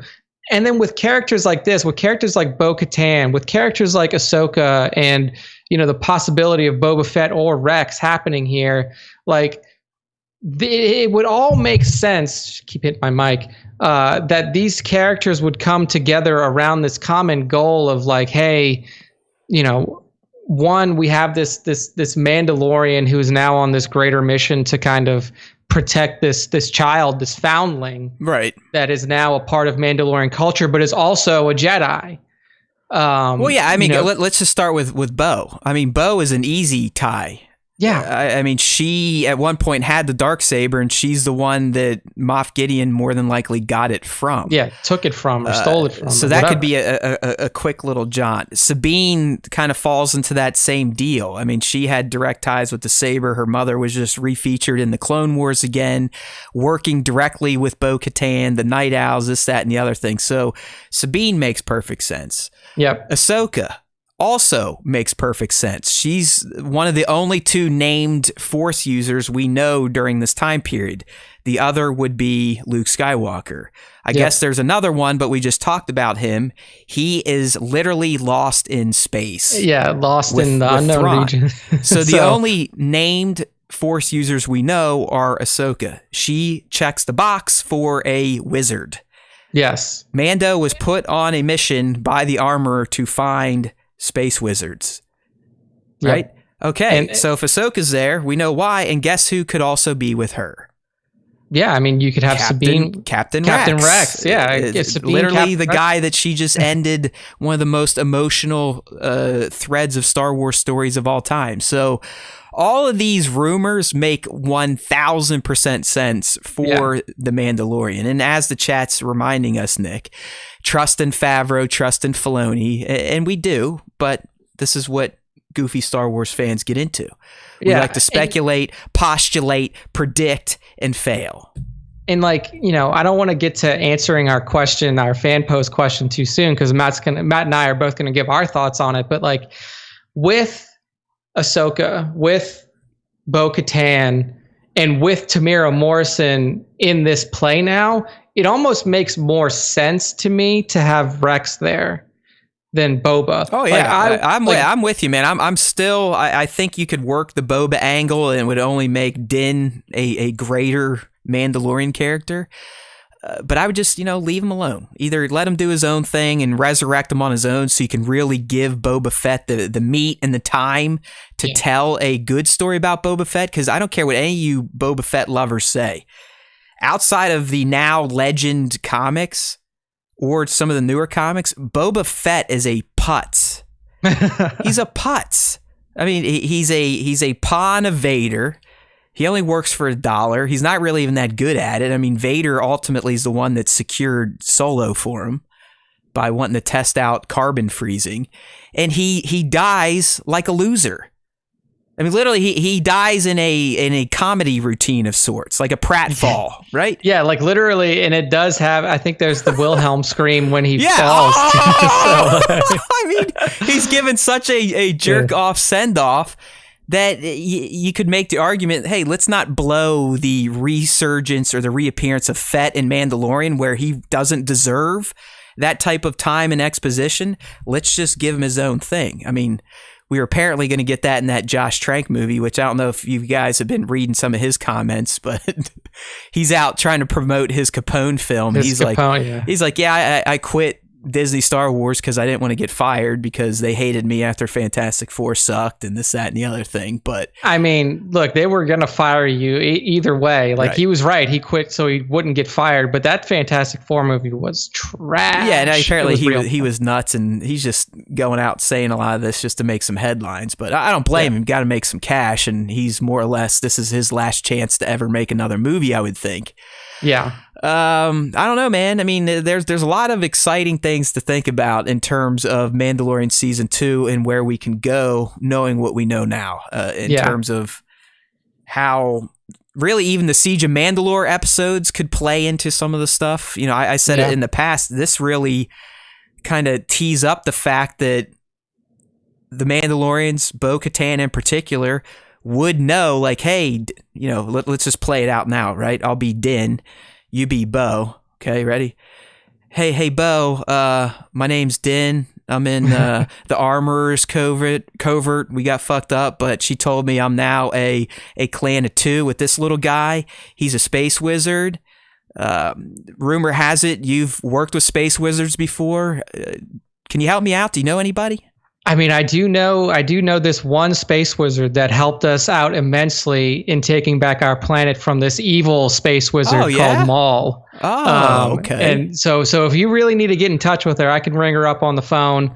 I can get in touch on the holo. We can trust her though. Like you've worked with her before, and she's trustworthy and everything. She is trustworthy. She is one of the most trustworthy space wizards I've ever met, and I've met a few. I've also heard, Bo, that she may know the Wren clan. Is that Wren true? Clan. Does she know the Wren clan? I know the Wren clan. I know Ursa Wren and her daughter Sabine Wren, and yes, those are good people. The space wizard you're talking about has fought and worked with Sabine Wren, right? I've heard that too. Okay. Well, yes. Go ahead and give me her coordinates, and go ahead and I'm going to send her a holo message. Thanks, Bo. Yeah. You know what I mean? That's essentially what Clone Wars set up right there. I'm telling you. Telling you. It's very easy, the connections that you can make here. And I do hope that these characters, I mean, look, for the, the other secondary characters that we saw in Mandalorian season 1, they can come or go. That's, Bill Burr's character and all the other ones that will likely make a return in season 2, the ones that were on the, stranded on the prison ship.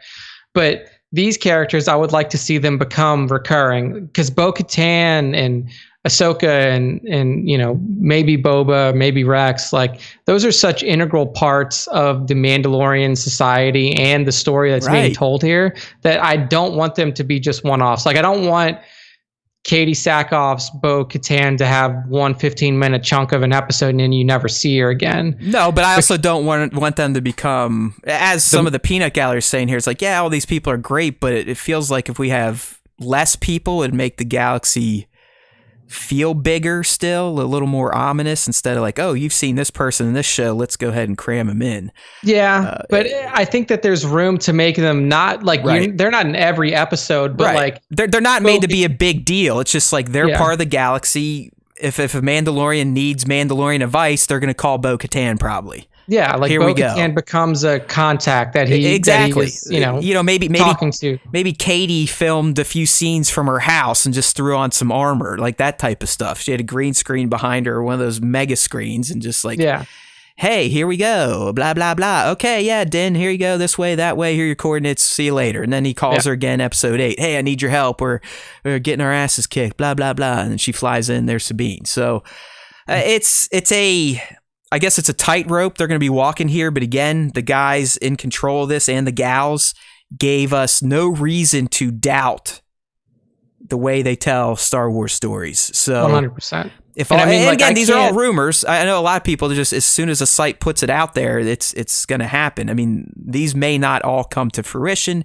There's a good chance they will, but we have to trust in the Johns, the Daves, the Taikas. I forget. Taika's not directing next season. Robert Rodriguez. Yeah, all those people, the writers. I mean, they're not going to do this sloppily, where it's like, hey.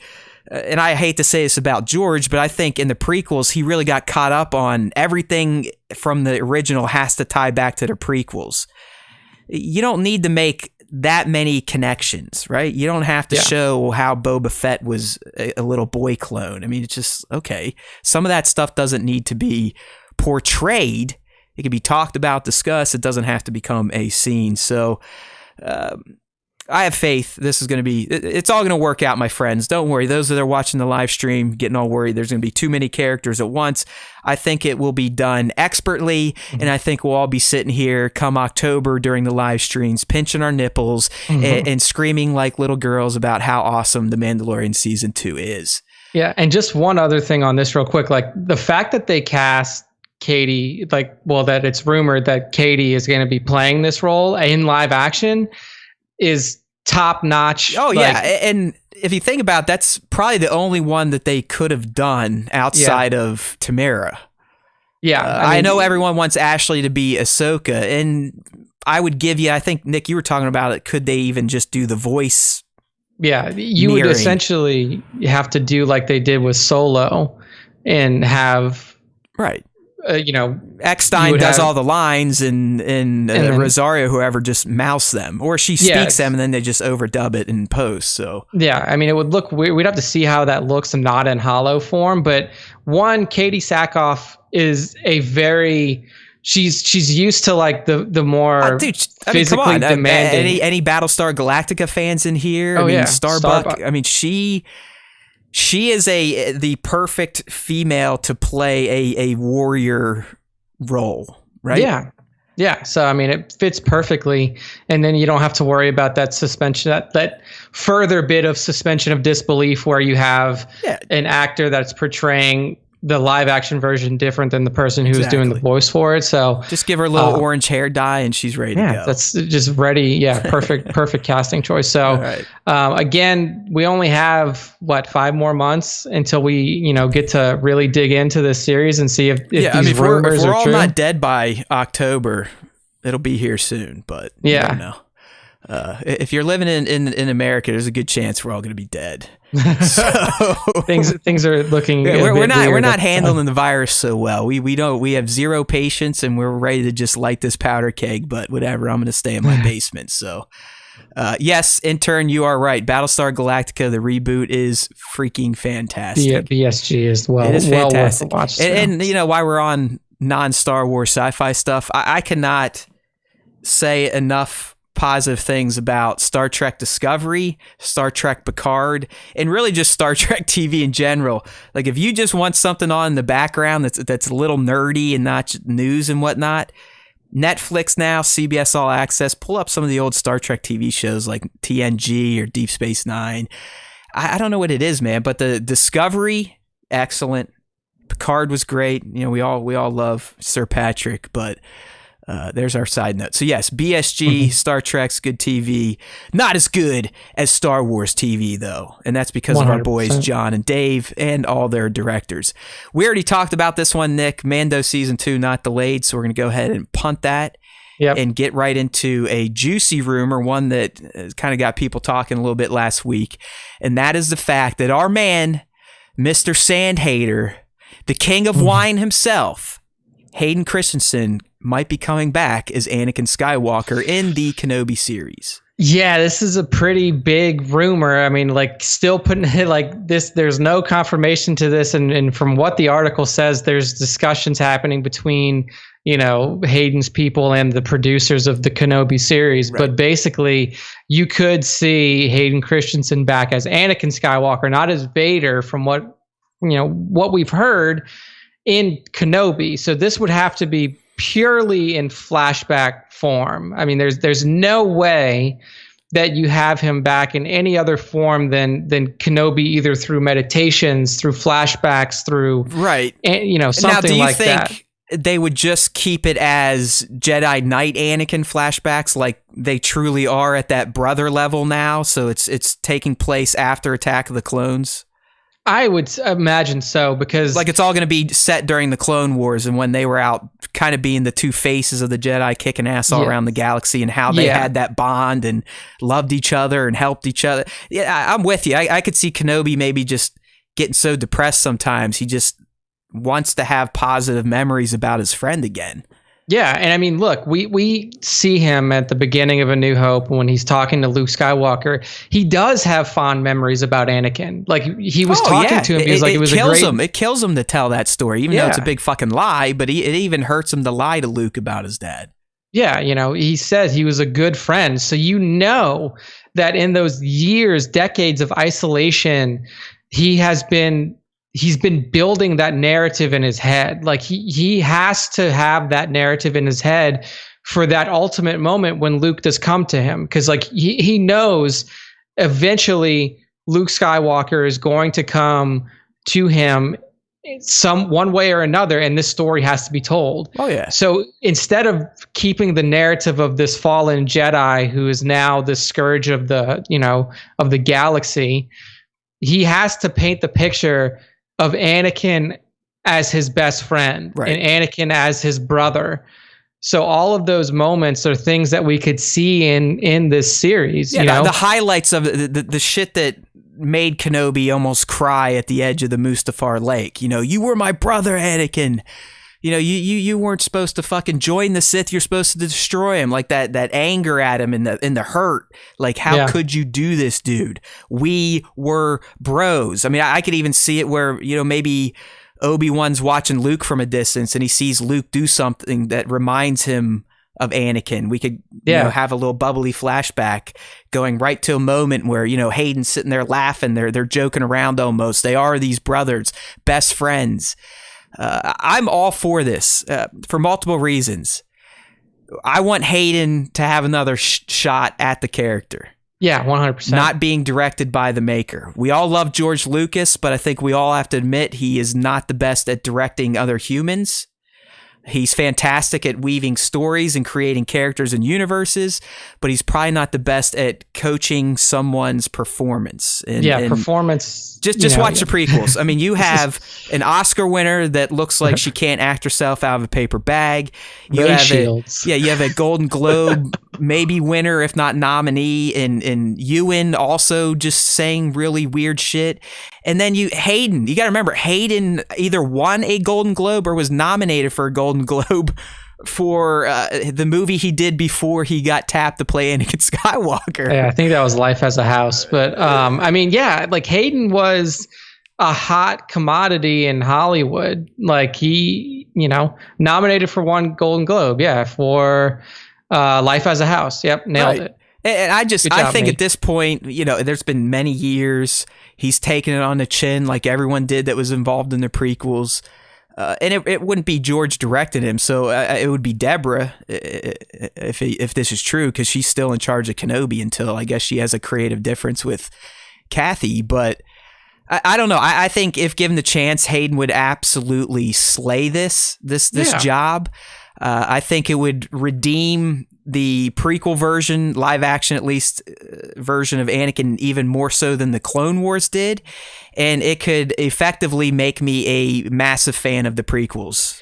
Yeah, and look, this could be done in many different ways. There, we talked about the possibility of them bringing in, Clone Wars. Like Clone Wars animated scenes done in live action, or you could just you could have completely new content and give even more context to this character of Anakin Skywalker. Dude, I mean, like there's just so much possibility for what you could do here. Right. Like even, forced communication between him and Vader almost. Like, I'm telling you, having Anakin in Kenobi makes so much sense. We're getting here from Tones. Could we see Bail and Kenobi? 100%. I mean, Bail Organa. I mean, we get that line in Rogue One where literally Mon goes up to him like, "Hey, get that friend, right? You could get that, your friend." He's like, "Yeah, my Jedi friend. Yeah, I'll take care of it. And don't worry, I'll let my adopted daughter handle all that part of this mission. I trust her with my life." So I think Bail would make perfect sense in there. Klondike Kenobi is supposed to take place after episode 3, but before the events of Solo, I believe. Yeah.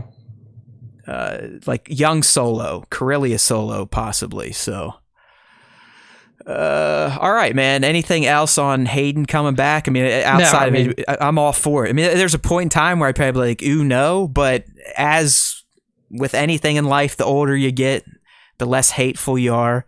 And you learn you learn more, you get a little more patient, a little more accepting. And I do think, thanks to Filoni, the end of the Clone Wars, this, that, and the other thing, the prequels for me, for someone like me that did not love them, have gotten so much better. And that it still kind of pains me to say that. But I watched Rots last Friday and I felt it for the first time. I was like, I didn't get all emotional. Like it's in a movie that still doesn't get me emotional, but I was like, damn, okay, I can kind of see this take on Anakin now. I can kind of see why this guy did what he did. Basically had no solid upbringing. His brother wouldn't stand up for him. These Jedi assholes are literally just dickheads to him nonstop. So I'm all about it. Any more Hayden Christensen, Anakin, I say A-OK, 2 thumbs up. Let's do it. I mean, we put out a petition. I mean, it wasn't a real petition, but when Rogue One was announced, like we were stumping to get Hayden to play Vader. Like, whether it be that scene that, that happened on Mustafar in the castle where he's sitting there and talking to Krennic or anything else. Like, I've always been a fan of giving this guy another shot because essentially I mean, you can look at his IMDb page now and like, yeah, he's done some work, but Star Wars killed his career. Like, 100%. Let's just be 100%. real. He got destroyed. He's the only one that didn't make it out because he didn't have a big career going in. This was supposed to be his springboard. Jumping off point. Yeah, this was. I mean, I'm not screwing around. Watch Boyega. Watch Ridley closely now. Ridley in particular. Let's see what happens. And I like both of them. I thought they both did a good job, but let's see what happens. That's all I'm going to say.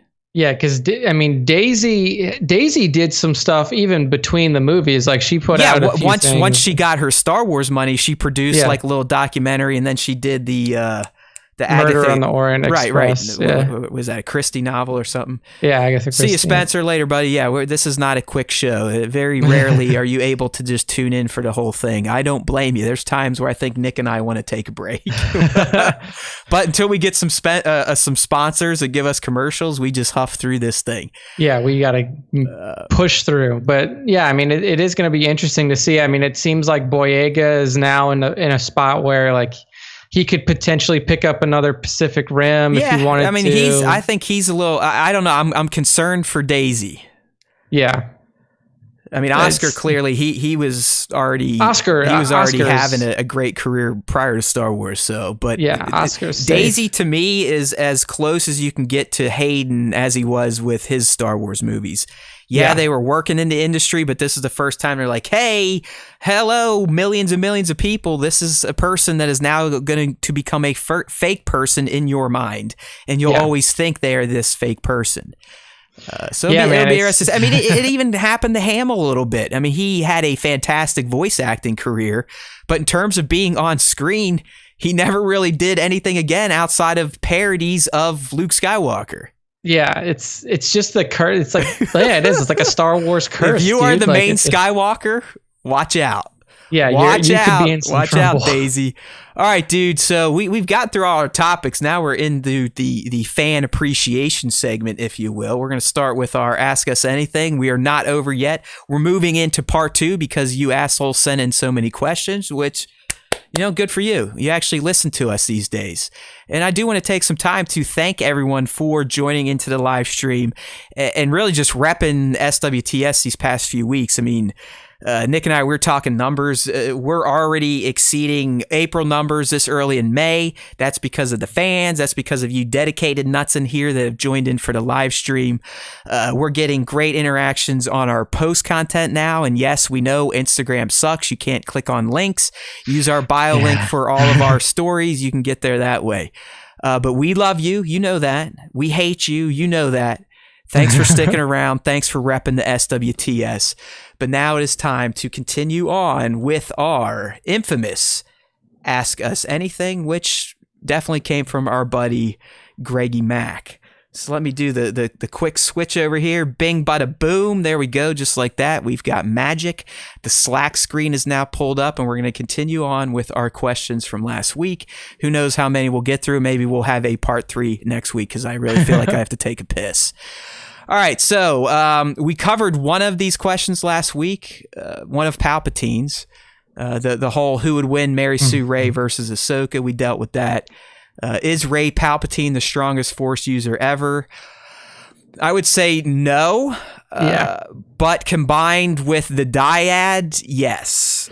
Yeah, I mean, that's a tough one because I think that there is a real argument to be made that Anakin Skywalker is and will be the most powerful Force user ever. Until he lost 2 legs and both his arms and was turned into a machine and couldn't really feel the Force like he used to. Yeah, 100%. Like I don't think that you can get past that. He was literally created by the Force, but I do agree that this dyad, like if you were to combine Kylo and her, then you could give Anakin a run for his money. But as canon has laid out, and I don't think that new canon and the new movies has changed this, Anakin is the most powerful Force user, at least measured Force user of all time. Like,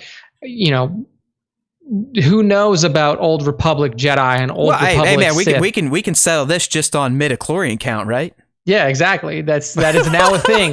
There is a physical number. We can science this argument. The motherfucker had the most midichlorians they've ever seen. So yeah, I'm going with Anakin getting mutilated was the strongest Force user ever.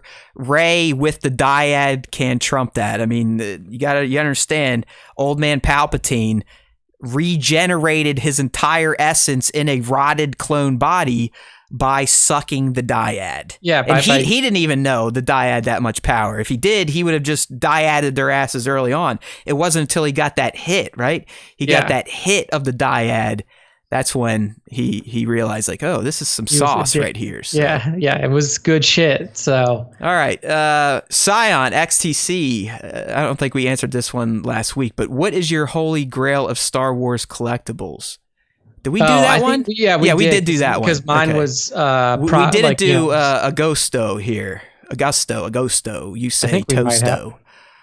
I'm rewatching the Clone Wars at the moment. I feel like Obi-Wan's fighting skills are downplayed a lot. He loses against Maul when he first sees him rather quickly. Against Dooku, it always feels like Anakin is left to fight him one-on-one, and he is easily beaten up by the slave trader in Season 4, Episode 11. I simply feel he sometimes isn't done justice. I think it's because...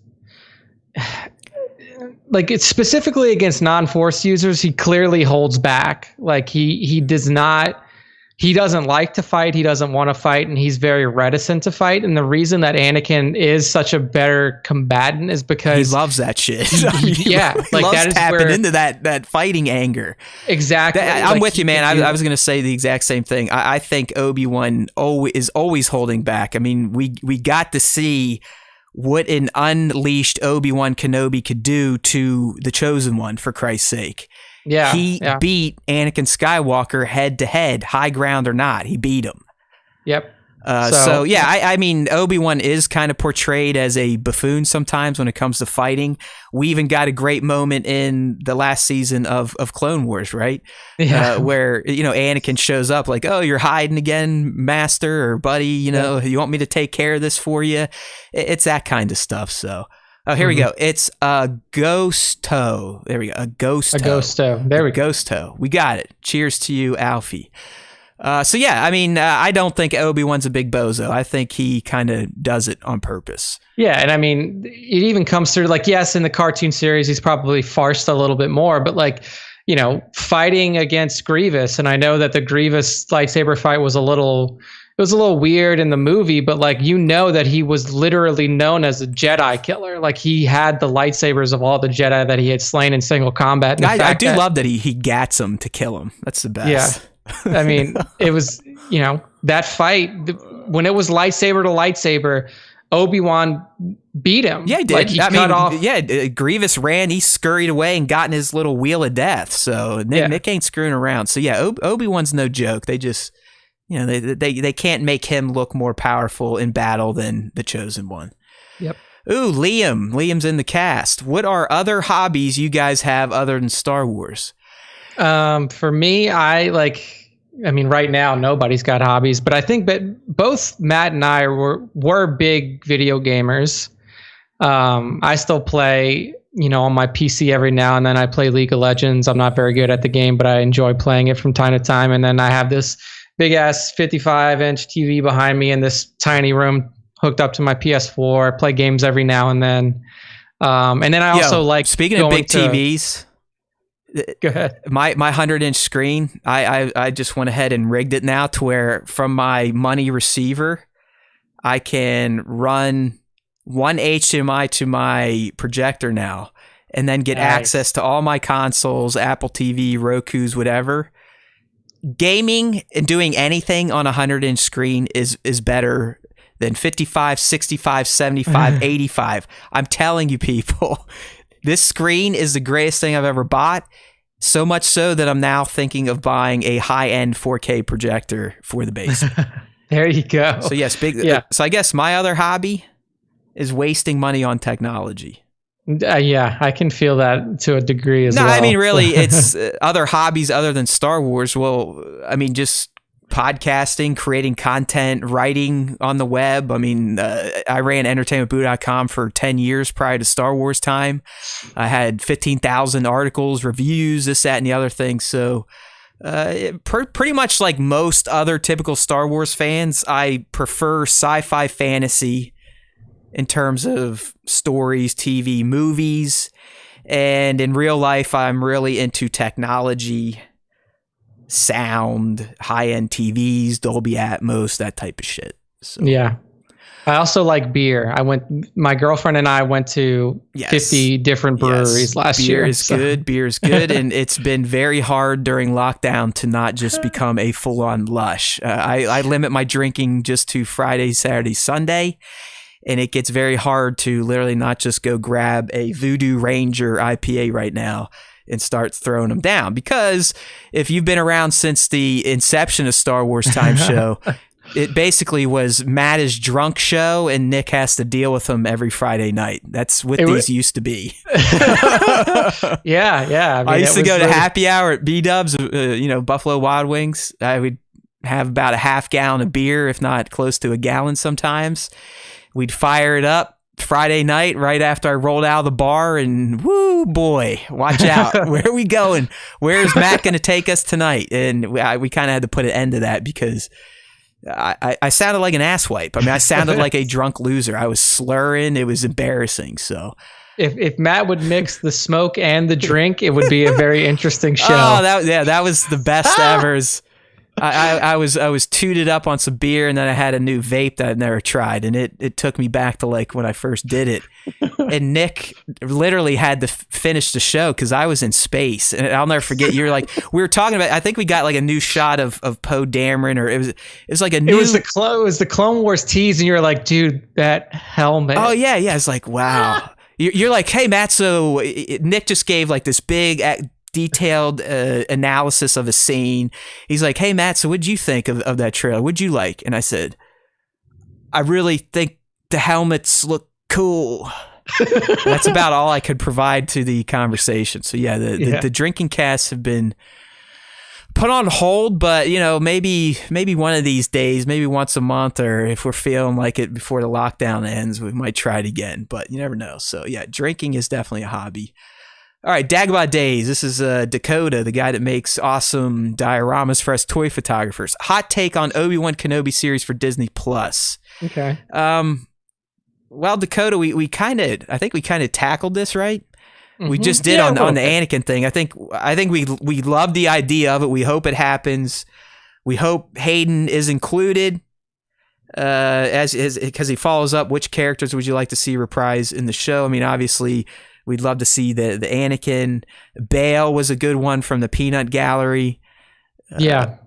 I mean, in terms of, I really, here's my hot take. I really want to see him leave Tatooine.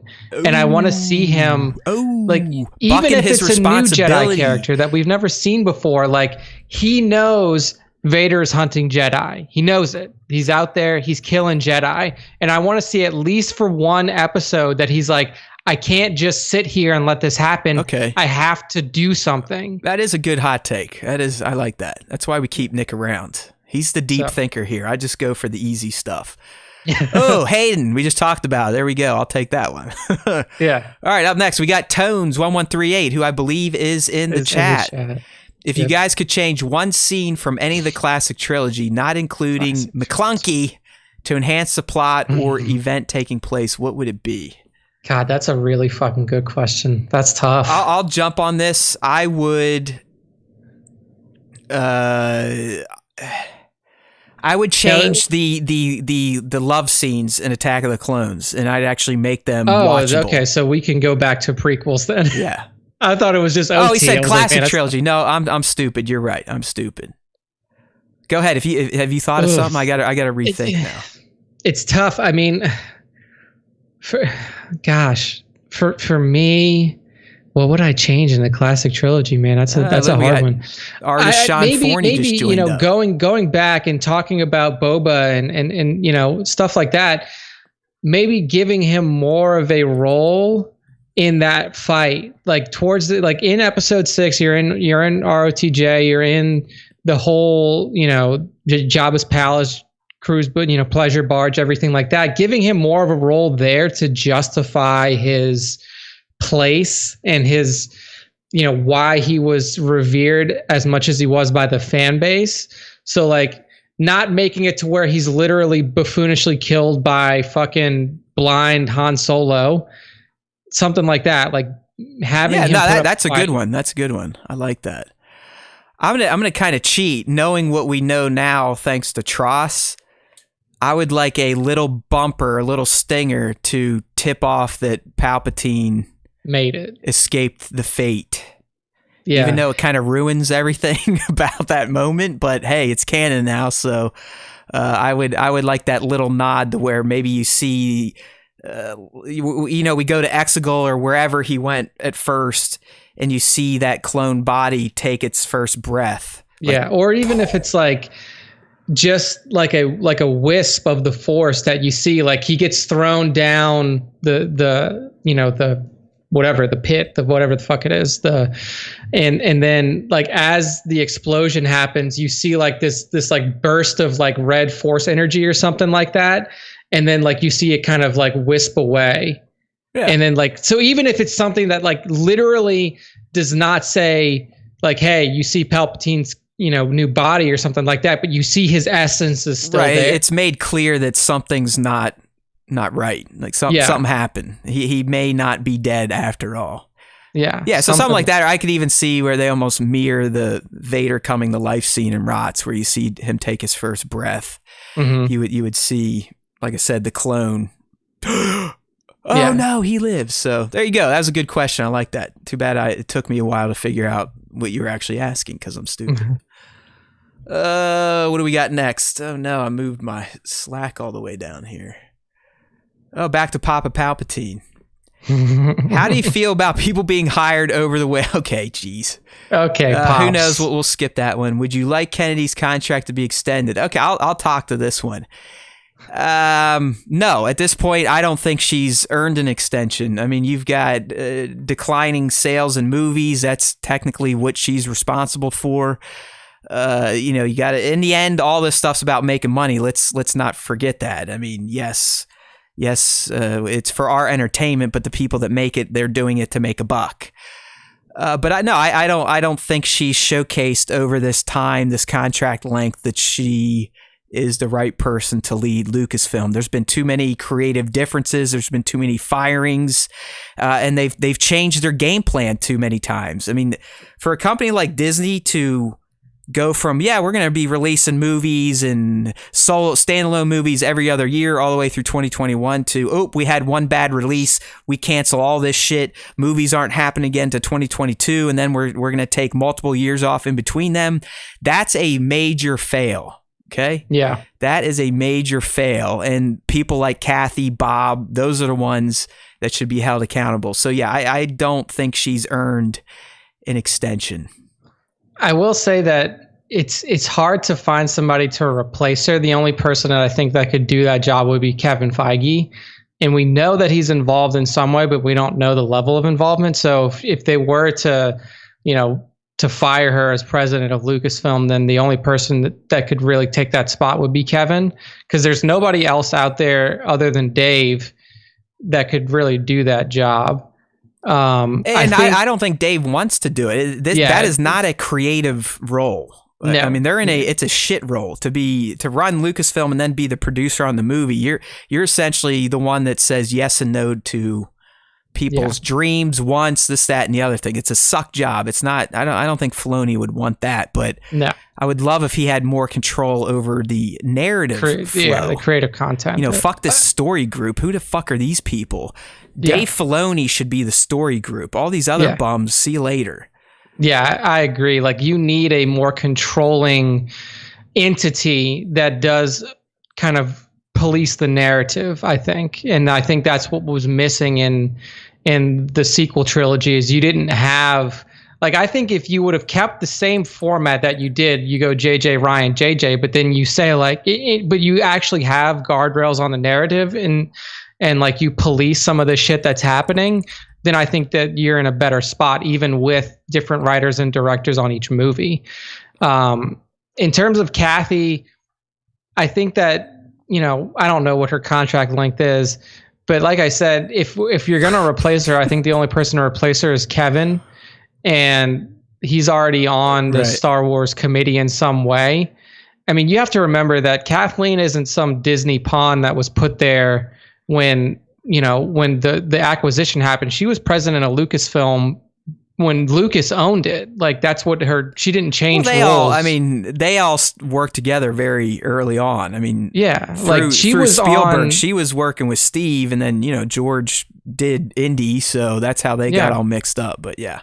Yeah, I mean, like, she was a member of Lucasfilm, like, through the original trilogy or through the original, Indiana Jones trilogy. So it's not like she was just placed there to be some sort of Disney pawn. I think what happened was when she took over this more creatively driven role and head of Lucasfilm without George there to really guide her, she didn't know what to do. Like, she kind of panicked. Yeah, she fucked up. She made some really stupid early decisions that more or less sunk the narrative arc of the trilogy from the get-go, the sequel trilogy, that is.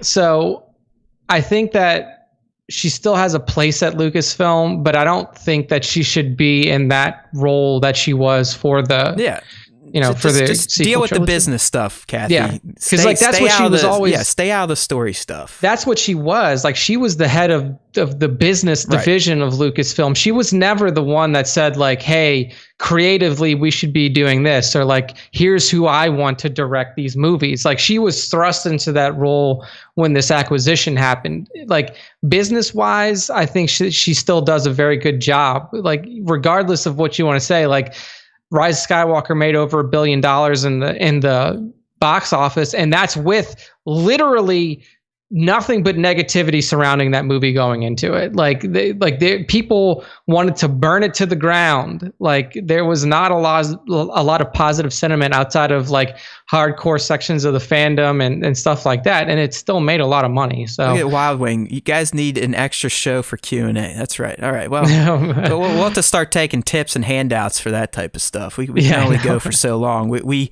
really didn't want to do 3 hours today, but we're already angling that way. So yeah, we're at 2:10. I'm going to move on from this one. The last one from Palp. If you don't get Papa Palpatine is the president of the Fandom Menace, and that's fine. We still love him.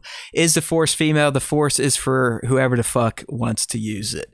Yes. All right. There's Spencer. I think he bailed. What kind of toilet paper do y'all like? If you use toilet paper, in my opinion, you are a caveman. You should be using wet wipes. All right. So there you go. People that wipe their ass with dry toilet paper are essentially using their hands to wipe their asses. So we'll move on from that. All right. Now we're into some of these story responses. This is from Dr. Ball here. Which Star Wars actor would you like to interview? Right now, Hayden Christensen. Okay. Yeah, that's a good one. For a lot of reasons we just talked about. Yeah. For me, I would want to do... God, that's a good one. I'd like to do Frank Oz, because he counts. He's Yoda. Oh, yeah. Hell yeah, he counts. Yeah, that's huge, man. That's huge. Yeah. This is another one from Spencer here. What skins and planets do you think should still be made for Battlefront 2? 330-second clone skins. Boom. Done. Do it. Orange helmets. Let's go. Yeah. I mean, Mandalore as a planet as well. There you go. Yeah. Look at us. This is rapid fire now. Another one from Baron. What stories or pieces of Legends canon do you wish were still canon? Yuzan Vong. I really like them, but I don't know if Intern's still here, but I think he is. He dropped like a deep cut earlier. Karak in Fala beat Vader like a bitch too, and we agree. Remember, Vader isn't. Yeah. It was Anakin. It was once Anakin lost all his legs and some of his organic matter that he kind of lost that superpower. Yeah, I mean, ask him. Like Intern, he would know this type of shit if it's comic book at least. I think. Well, no, I mean, like the Grisk from the Thrawn trilogy are probably going to become the new Yuzan Vong. Okay, yeah.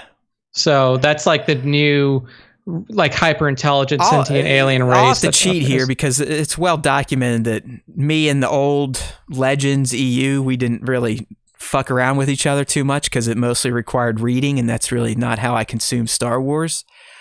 So I would go. We're still canon. Where was I go? I was going to go somewhere with this. Or can you wish we're still canon? Oh, KOTOR stuff.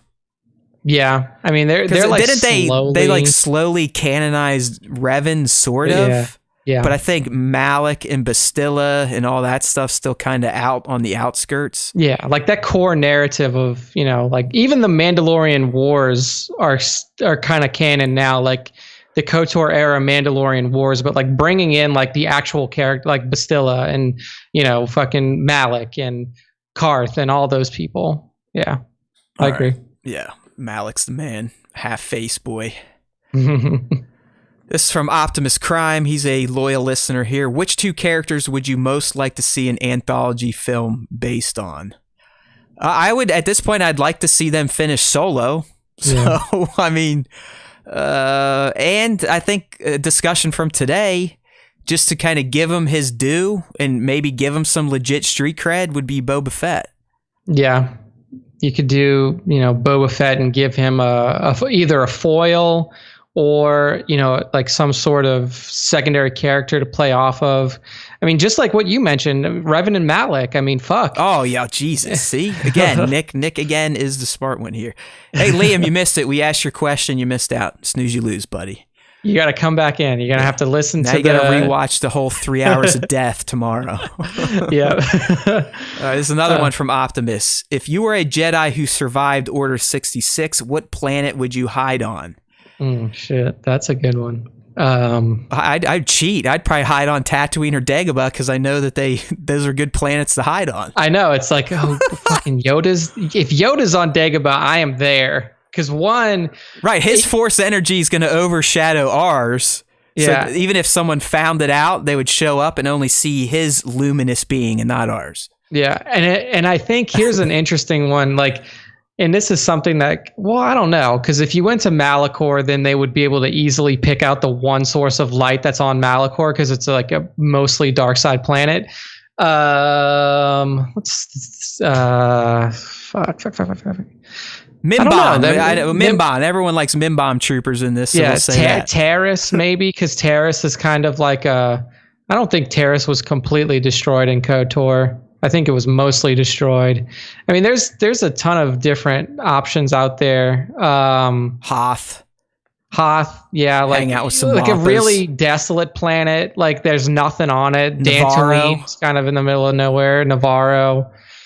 You know, there's Sullust. Sullust is another one. Now we're just naming every planet from Star Wars we can remember at this point. I know. But I think that Dagobah has a really good, because like you're with Yoda, so you can still kind of learn some things. And then it is kind of this shrouded planet where there's no chance that there's all sorts of funky force shit going on Dagobah. So I think it would jam some force antennas. Yeah. Oh, another one from Optimus. Way to go, buddy. Favorite Star Wars collectible acquired in the past 6 months? There's no answer for me. My 1/6 scale Darth Maul Hot Toys DX or whatever the hell it's called. I think this falls within 6 months, or it's right at the cusp. So all of the shit that I bought from Galaxy's Edge. So yep, custom I have saber, my little all that droid jazz over here. Hold on, I can pull him up.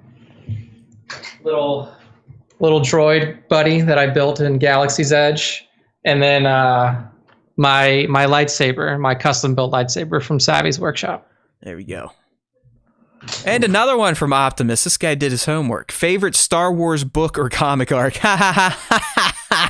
Book or comic arc? Comic arc, anything Vader. I mean, this new one that was kicked off that got delayed, that was great. The other Vaders before 2020 Vader were great. So any recent, when Marvel rebooted the canon in the comics, Vader run would be my answer.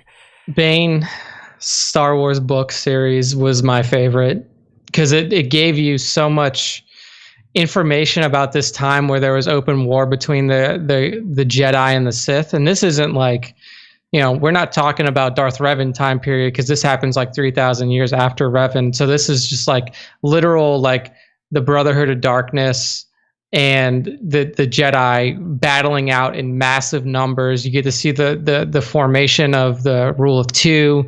You get to see the first original, well, not really the original, but like the resurgence of the Darth title. Yeah, you know, like really. And he just looks fucking badass. I mean, he's one of my favorite looking Sith. And then secondary to that would be the Legacy of the Force series, old canon. This is the legacy canon. I mean, it's called Legacy of the Force then, but it's now actual like Legends. And that is the story of, you know, Jason and Jaina Solo, Jason falling to the dark side, becoming Darth Caedus, you know, killing Mara Jade Skywalker, and Spoilers! Then just have. Yeah. I mean, spoilers, but like, and you know, that whole story was really awesome because it was post use on. I knew you'd do better with this one than me. So that would be my choice. I suck at the book stuff. Like I said, if it doesn't have moving images, I can't process. Man, Optimus was busy. If you do another run of hats at 5K, can you guarantee me? There are no guarantees for. And I know, Greg, you want an update on that. Yes, we have hit the 5,000 limit that Nick set for us. Yeah, we're figuring out logistics. All things considered, we're working on it. Don't worry. Yeah. I got to check with my source, see what she's up to during the pandemic and if it's a possibility. But we have already had preliminary conversations about it. So. It'll happen at some point in time. We'll see how we dole them out. I'm also considering, see how Nick's wearing a nice little beanie right now. I think the SWT would look nice on one of those too. I agree 100%. Don't worry, the hats are coming. We'll just chalk it up to COVID-19 for why it's going to take forever. You probably won't see them until 2021. Yeah, we'll see how that plays out. All right, here we go. SWTBS Wild Wing. I don't know if he's still in here. He was in the chat. How could Galen Merrick, alias Starkiller, be made a canon character now? Well, I'm going to cheat here, and technically it is a canon character already. It was a big ass Death Star. Yeah, it's true. Starkiller base. So technically it was a canon character. I mean, it's still canon that both the Emperor. Hats. Look at these, you motherfuckers.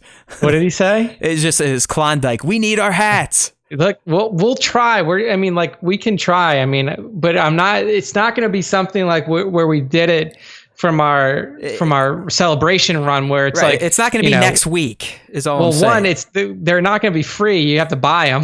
You're going to have to pay for them. It's not going to be free hats. And two, we can't guarantee it. Like we're going to put them up on the site. We'll have like a special page on the site where you can do your ordering, or you can do it through a third party, and you're just going to have to order them. Right, but you know how we feel about reach arounds, so that could get you at the top of the list. But we'll see. We have to figure out the logistics of it now with shipping and international shipping with all this shit going on with COVID, because I know that there's a lot of restrictions in certain places on that. So, and then Sir Dork comes in and rubs it in people's faces. I was just wearing mine the other day. Yeah. But anyways, back to the Starkiller here, because Wild Wing was listening, and I said it already is a canon character, and you were saying, I mean, it's still canon that both Vader and the Emperor had basically side apprentices that they were training. So you could just do the same thing again. I wouldn't make him a fucking clone because I thought that was pretty weak.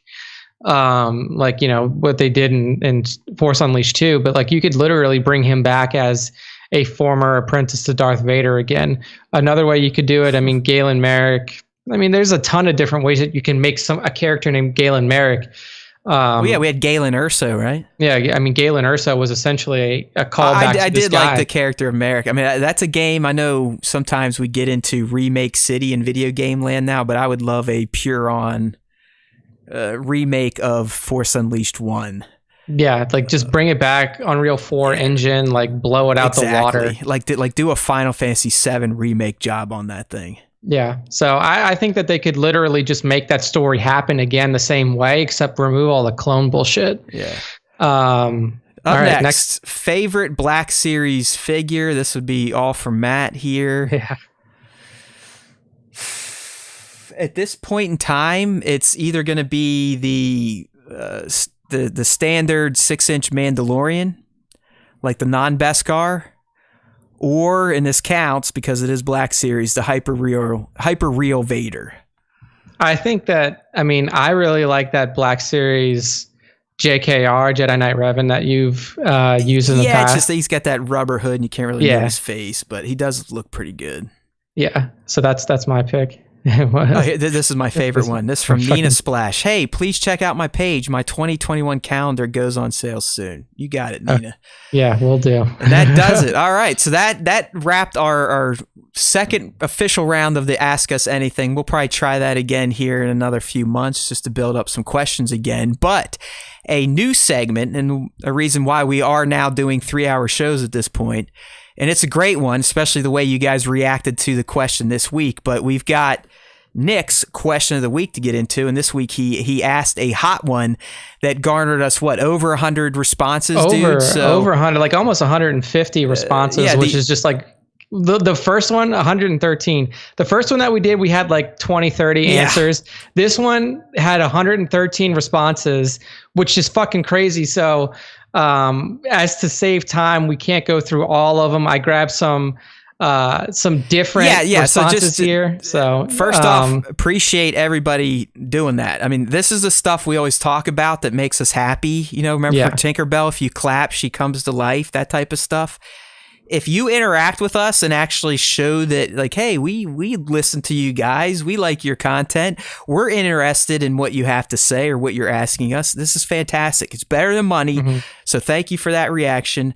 I'm going to go ahead and take my usual mid-show piss right now while Nick gets into some of the responses. Yeah, I'll go through some of the responses. I will say that before we get into like who won the vote, I mean, really, there was no poll.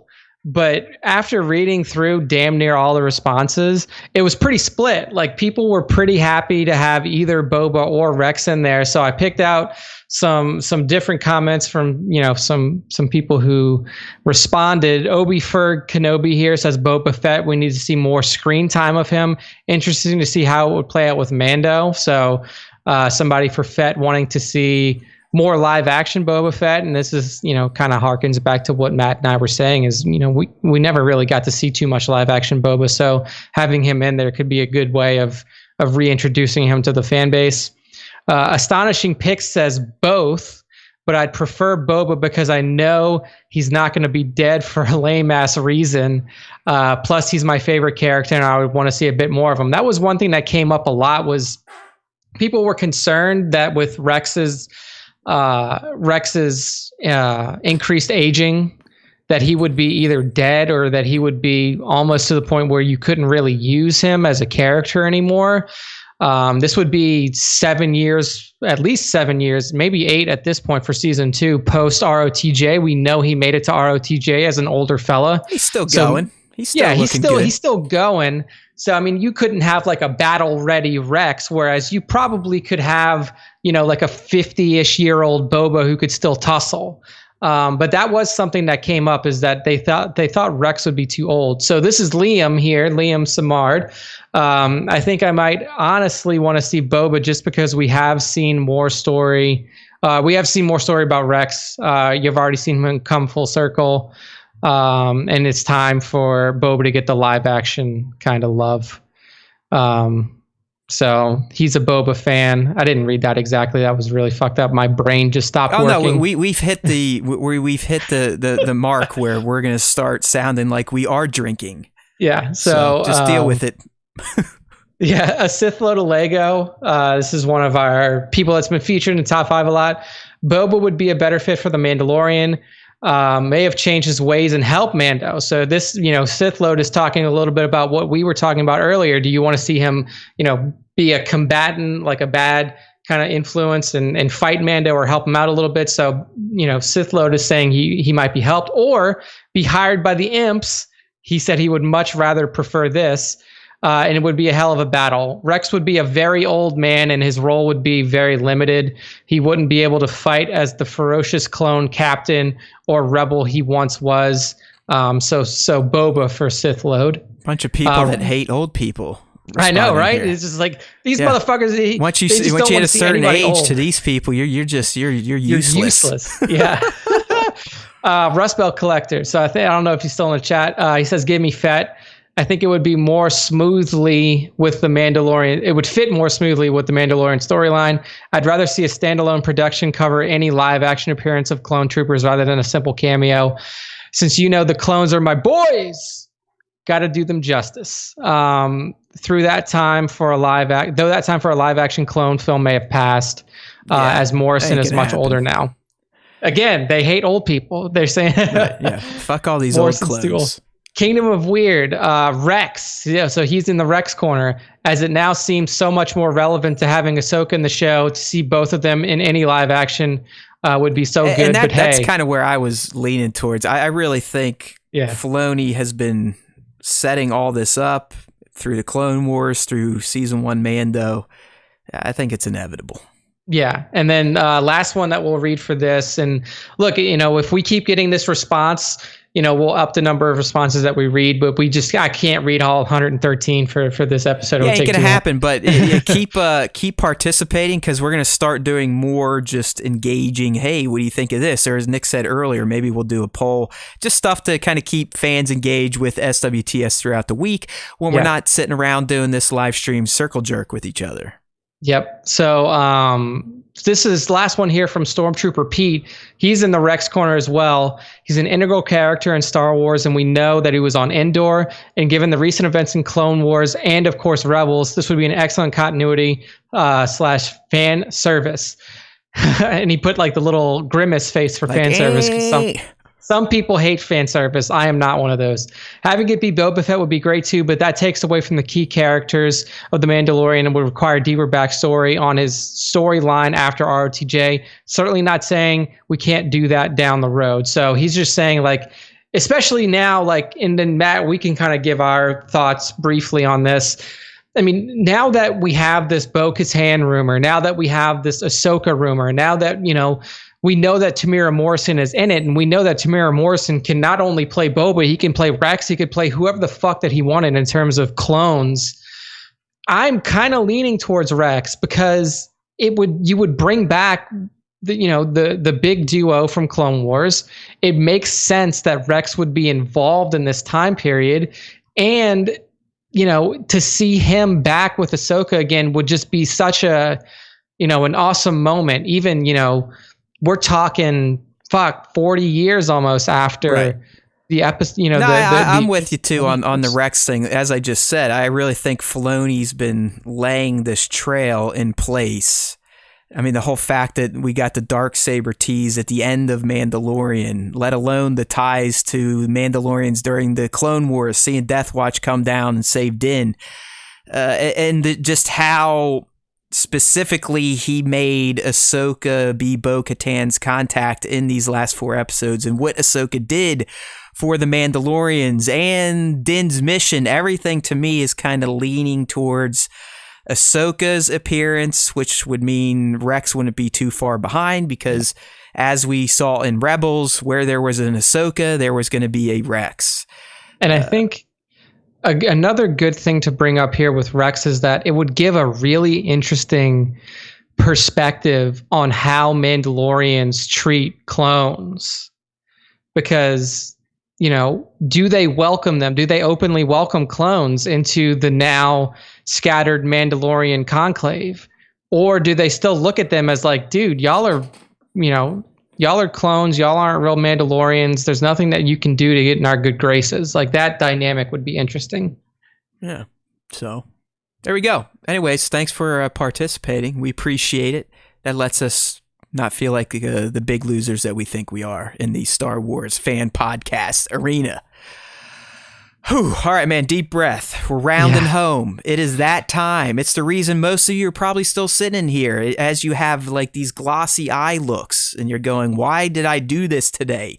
Why did I decide to click on that YouTube link in my mailbox when the Star Wars Time Show went live? Well, this is why. It is time for the top 5 Star Wars fan artist features of the week, as chosen by @ThatNickC. Based on features throughout the week from @HeywoodPop, based on you motherfuckers that use our tag, hashtag Star Wars Time Show, or tag our Instagram account @Star Wars Time Show. Yeah. I love you. This is for you. Who did Nick pick? I have no idea. I saw the names. I don't know what images they are until I do this scroll right here. Who's it going to? Oh, look at that. Look at that. And then it's also a Haywood Pop Shot breakdown of the week. No, that's right. Uh-oh. I'm definitely not going to look at that until we get down to... Yeah. So, I mean, this week, again, this was the first week that we're doing the top 5 when we have cracked the 5K mark. So, again, thank you all so much just for the support and the love and the, the interactions that we've been getting on the IG side of things. It's fantastic to see this community growing and to see people actually like tuning in for a live stream that we do. I never thought that we would actually get people watching us live, but it's been pretty fucking fun so far. If you guys are still watching, what's wrong with you? I know. We're 2 hours and 30 minutes in, so thank you for sticking along. We're going to fail our promise to ourselves. Like every precast, we get in here and we try to promise shit to each other. I was like, we don't need 3 hours today. Well, too bad. Then we got into questions. Then we got into the questions. We were moving great. But anyways, we're here to celebrate you Star Wars fan artists. It doesn't matter if you're taking pictures of toys or doing the arts. We're here for you.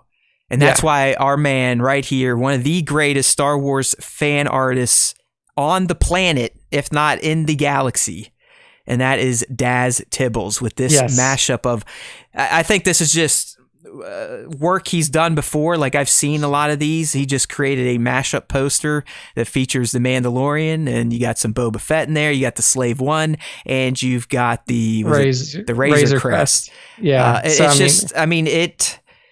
It is a perfect example of Daz's work, why we love him, and why I think 1/6 said last week why we'd all love to see a animated show in this type of more adult oriented format.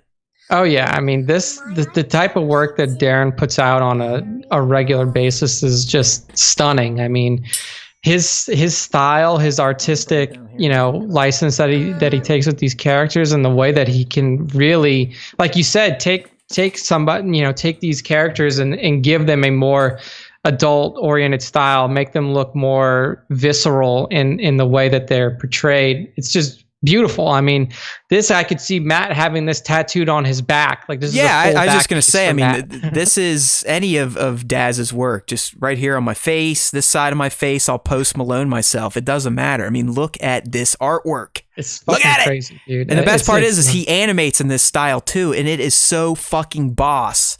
We've said it 1,000 times. I mean, I feel like Lucasfilm probably has asked him to work for them, and he's like, you know what? Fuck you. I like my style, my tone. It's a little more hardcore, so I'm just going to do what I do. But I mean, this will be one of the best follow recommendations we ever give any of you. I'm assuming most of you that are still listening or listening now are probably already following at Daz Tibbles because you just know this is the way. Mm-hmm. Oh yeah, 100%. So at Daz Tibbles on Instagram, fantastic follow, fantastic artist all around. So next up, top 5, we have a new person. This is new all around. This is their first feature, and then look at this, dreams do come true. Top 5 right off the bat. This is _photo toys on Instagram. Looks like a new account, only 356 followers. So make sure to show him some love, and he's got a really good representation here of the Mando episode 2 or Mando, after the Mudhorn fight.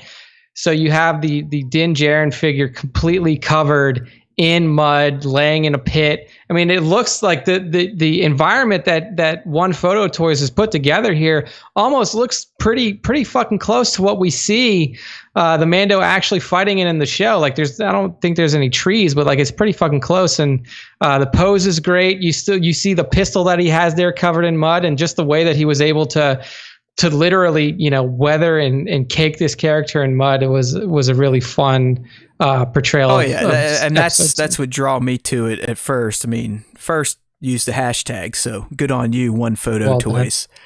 But it's just the practicality of the whole shot. I mean, everything here is practical. Just slopped his ass down in some muddy sand, it looks like, picked him up. Might have knocked a little mud off here, chipped a little there, but it does evoke the image of him getting his ass kicked by that Mudhorn. I mean, oh yeah, it might have been like right at the onset of the fight. His armor's not all dinged up yet, but it stands out because of the practical effects. Oh yeah, absolutely. So at @1ONE_photo toys on Instagram. Beautiful job, beautiful work. Next up, we're sticking with the Buckethead Mando theme because that was just what appealed to me this week. And we have Captain Ordo up here at CPT_0RDO with not full Beskar Mando riding an IPD. It's so like what really stands out to me and what had to be so fucking hard for Captain Ordo to achieve here is that pose, getting the Mando on top of the IPD. I forgot to turn the images back. Sorry, go ahead. So what we see is you have Mando in full kind of aim pistol form, and he's standing on top of it and like kneeling on top of an Imperial probe droid, just popping off some shots at somebody in the distance. Excellent lighting here by Captain Ordo as well. You have some red lighting on the side, on the left side of the photo, and then a little bit of like blue-white lighting on the other side, giving some really cool effects to the shot. Overall, I really do just think that the pose and the work done to achieve the pose of the two figures on top of each other was really well done by Captain Ordo. I've said this before, but Sean at CPT_0RDO he's one of my favorite toy photographers now. I mean, typically any shot he puts up, it's going to be, I probably should share this one, or maybe I'll wait until he drops a shot tomorrow. Maybe that one will be more shareable. It doesn't, all his shots are shareable. I mean, the guy poses well, lights very well, and just cooks up cool looking images. I mean, this again, and I'll use this to kind of rip on myself, but I would never sit here and think of this setup ever. Sorry, I'm fixing an iPad for a little Star Wars fan here, so. But yeah, I mean, who would think to put Mando on top of an Imperial probe droid? It's just a really creative piece of photography here. So at CPT_0RDO on Instagram, beautiful job. Moving on to our next one, we have a returning top 5 member here in Kiko Collects. And like whenever I feature these mall images, I'm like, man, like I don't know if I'm featuring the shot because this Hot Toys mall just looks so good by itself, or if it's just like the photo work. But in this one in particular, I mean, Kiko has obviously captured the visage and the overall visceral nature of Maul and his face, but then just the work that he does with the post-processing on the lightsaber, with the kind of like the goddamn, my brain is just freezing. The effects in the background, the particle effects in the background. The thingies, the shiny thingies. The things right here on the picture, the particle effects in the background. Right. No, I mean, and then the pose of Maul, that hand out look, it's just that it's what he does to Ahsoka in the Clone Wars episode where he's like, join me, puts out his hand. Just excellent job. No, I mean, you hit the nail on the head here. This figure, and this is why I brought it up as probably my favorite collectible from the past 6 months. Might have been longer than that, but this figure is a work of art. I don't want to take anything away from Kiko's shot. It's a fantastic shot. Really, the lighting sells it here. You get that nice kind of blue hue on the one side. Then you get the red accents from the reflection of the lightsaber on the other. And obviously his eyes are always tweaked a little bit. There's a nice little light, a little swath of light in there, right, Nick, in the eyes? Yep. That adds to it. But it's this Maul. I mean, I contend you could take this Maul out right now, shine one light on it, black backdrop, and it would be a work of art. It's just a fantastic figure, and Kiko Collects shows us how to shoot it portrait style. I mean, just look at that guy. I mean, it looks like young Ray Park, all gussied up on the set of TPM, getting ready to shoot a fight scene.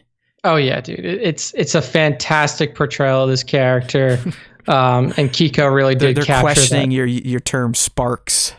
Spark? I said particle effects. Right? No. He's saying, why don't you just call him sparks? I don't know why I didn't say that, man. You know why, Alfie? Because we're starting to get delirious. 3 hours straight of talking with no pauses has an effect on your brain. Yeah, you guys should be impressed. You really should be. You guys try to talk for almost 3 hours without doing a bunch of hums, or dead air. It's tough. Yeah, and no, we're not looking for any medals, but if you want to send me one, you know how to get a hold of me. Yeah. So at Kiko.collect yes. on Instagram. Please. Kiko takes some fantastically lit portraits. He does. Really good with the lighting and uses a lot of different color. And that's why I'm a big fan of this artist. So yeah, I mean, just looking through his there you go. Thanos one that he just posted yesterday. Excellent job. He's got a Tross Palp one that he posted a few weeks ago. Oh, yeah, I mean, look at this Anakin. There's other Mauls. Like I said, it's just the lighting is money. Love it. Excellent portrait photographer here. So see, this is what I need to do. I need to just realize, like, I should just stick to portraits, not even try to do setups, just do basically, I'm only shooting from their torso up, and I think it would help me immensely. So, gain some confidence. Thank you, Keiko. Fantastic stuff. All right, next up, last one in the top 5 before we get to the Haywood Pop Shot breakdown of the week.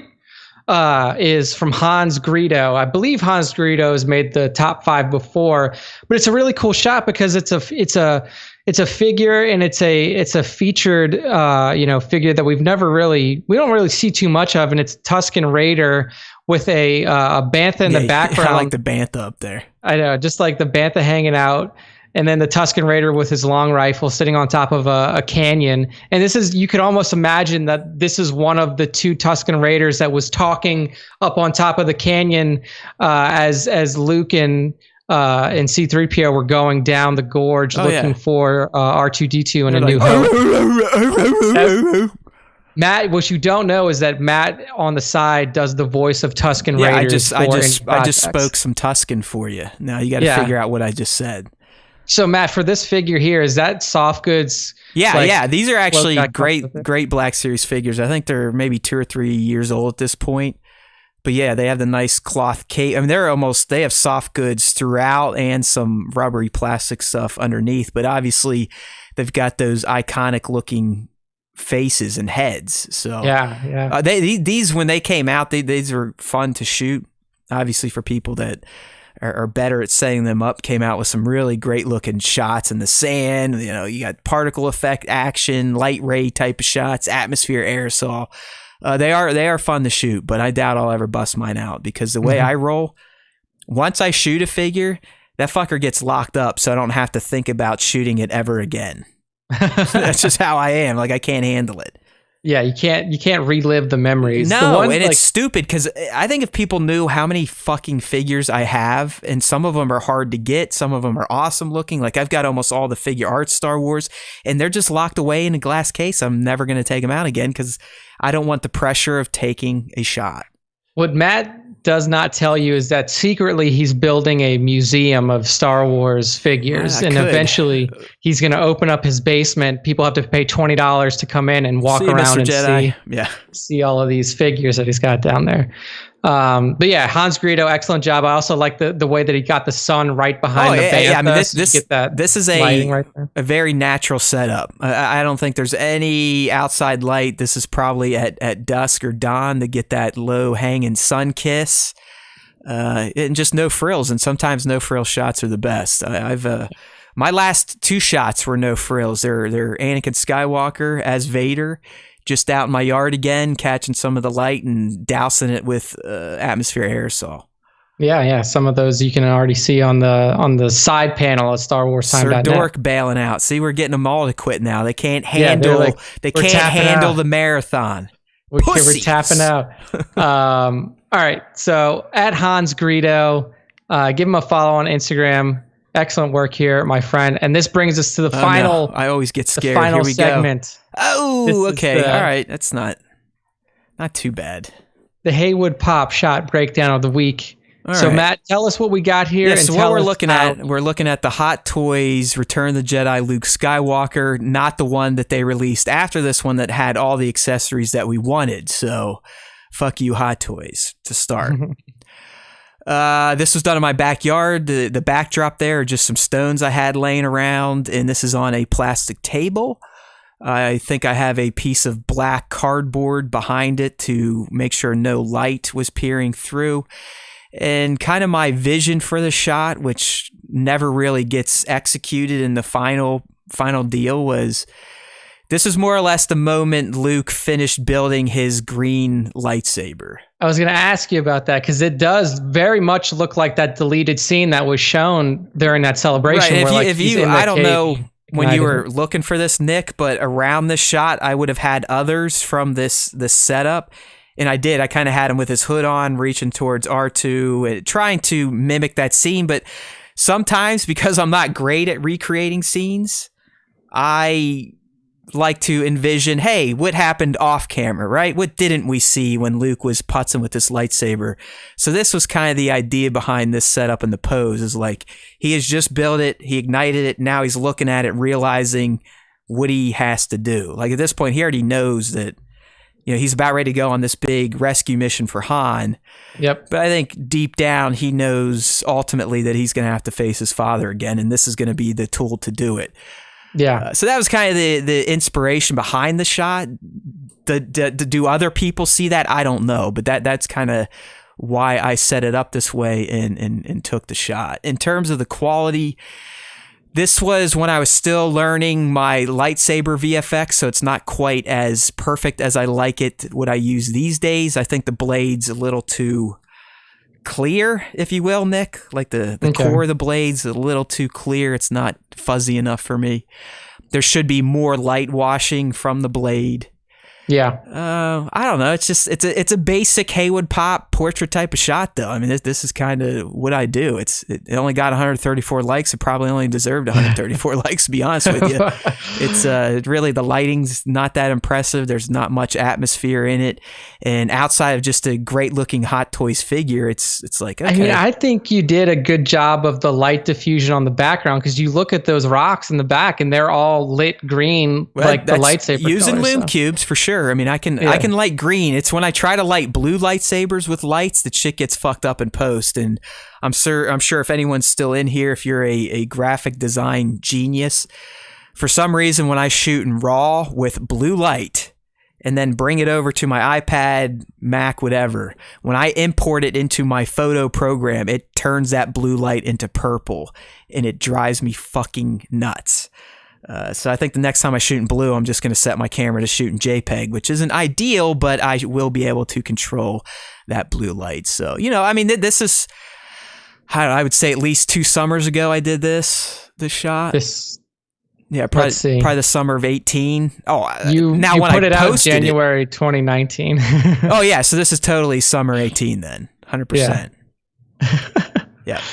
All right. So Alfie is okay. So blue is a color that can get fucked up in RAW. I need to know that so I don't feel like I'm stupid, because the stunt guy that always tells me I suck, and that's why I don't like my work. But he also told me, he's like, quit being a loser and use Photoshop, because if you import it into Photoshop, it'll just auto correct that shit. It's like a white balance issue or something. So whatever. I don't want to get into color theory here. Up the hue and lightness. All right. Thank you, Alfie. I'll give that a try. But yeah, there you go. I mean, I don't hate this shot, but I also look at it and go, this is why it only has 134 likes.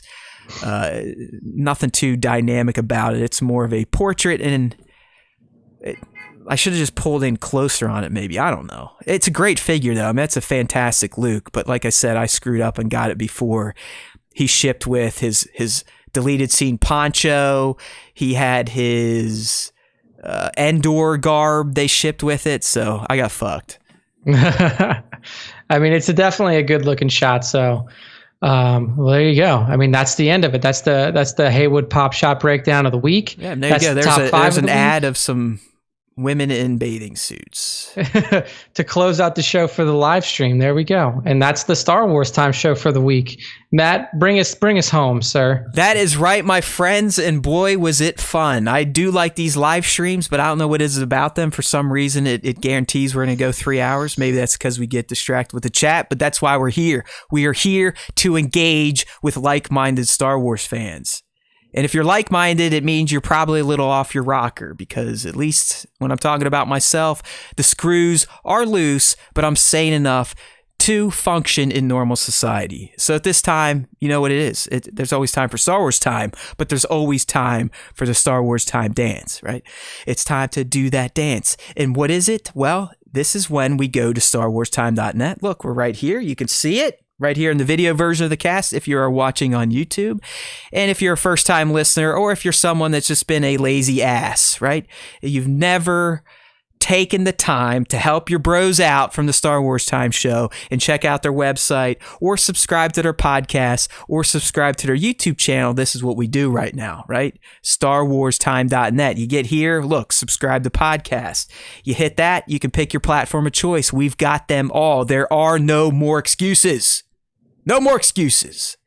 Once you pick your podcast platform, make sure to follow, rate, and review. All right, iTunes people, we need more ratings. Up, up, up, up, up. I think we're at 25. We need 125. Strike that. We need 1,025. And then people will think we're really cool. Same thing on the YouTube. Get subbed up, join in, check notifications so you know when our dumbasses go live. Because it's not like we will ever tell you with enough time to plan for the show. That's how we roll, by the seat of our pants. Nothing is ever done with too much thought, but that's what makes the Star Wars Time Show the shit show that you love to dedicate a few hours of your week to for your love of Star Wars. All right, my friends, so do that dance for us, StarWarsTime.net, share it around, but unlike the virus, we want you to spread it, right? Star Wars Time 19, that's how we roll. There's always time for it. There is always time for Star Wars Time. And remember, those of you in the chat, I know you know this, but if you listen to the Star Wars Time Show, the Force will be with you. Always.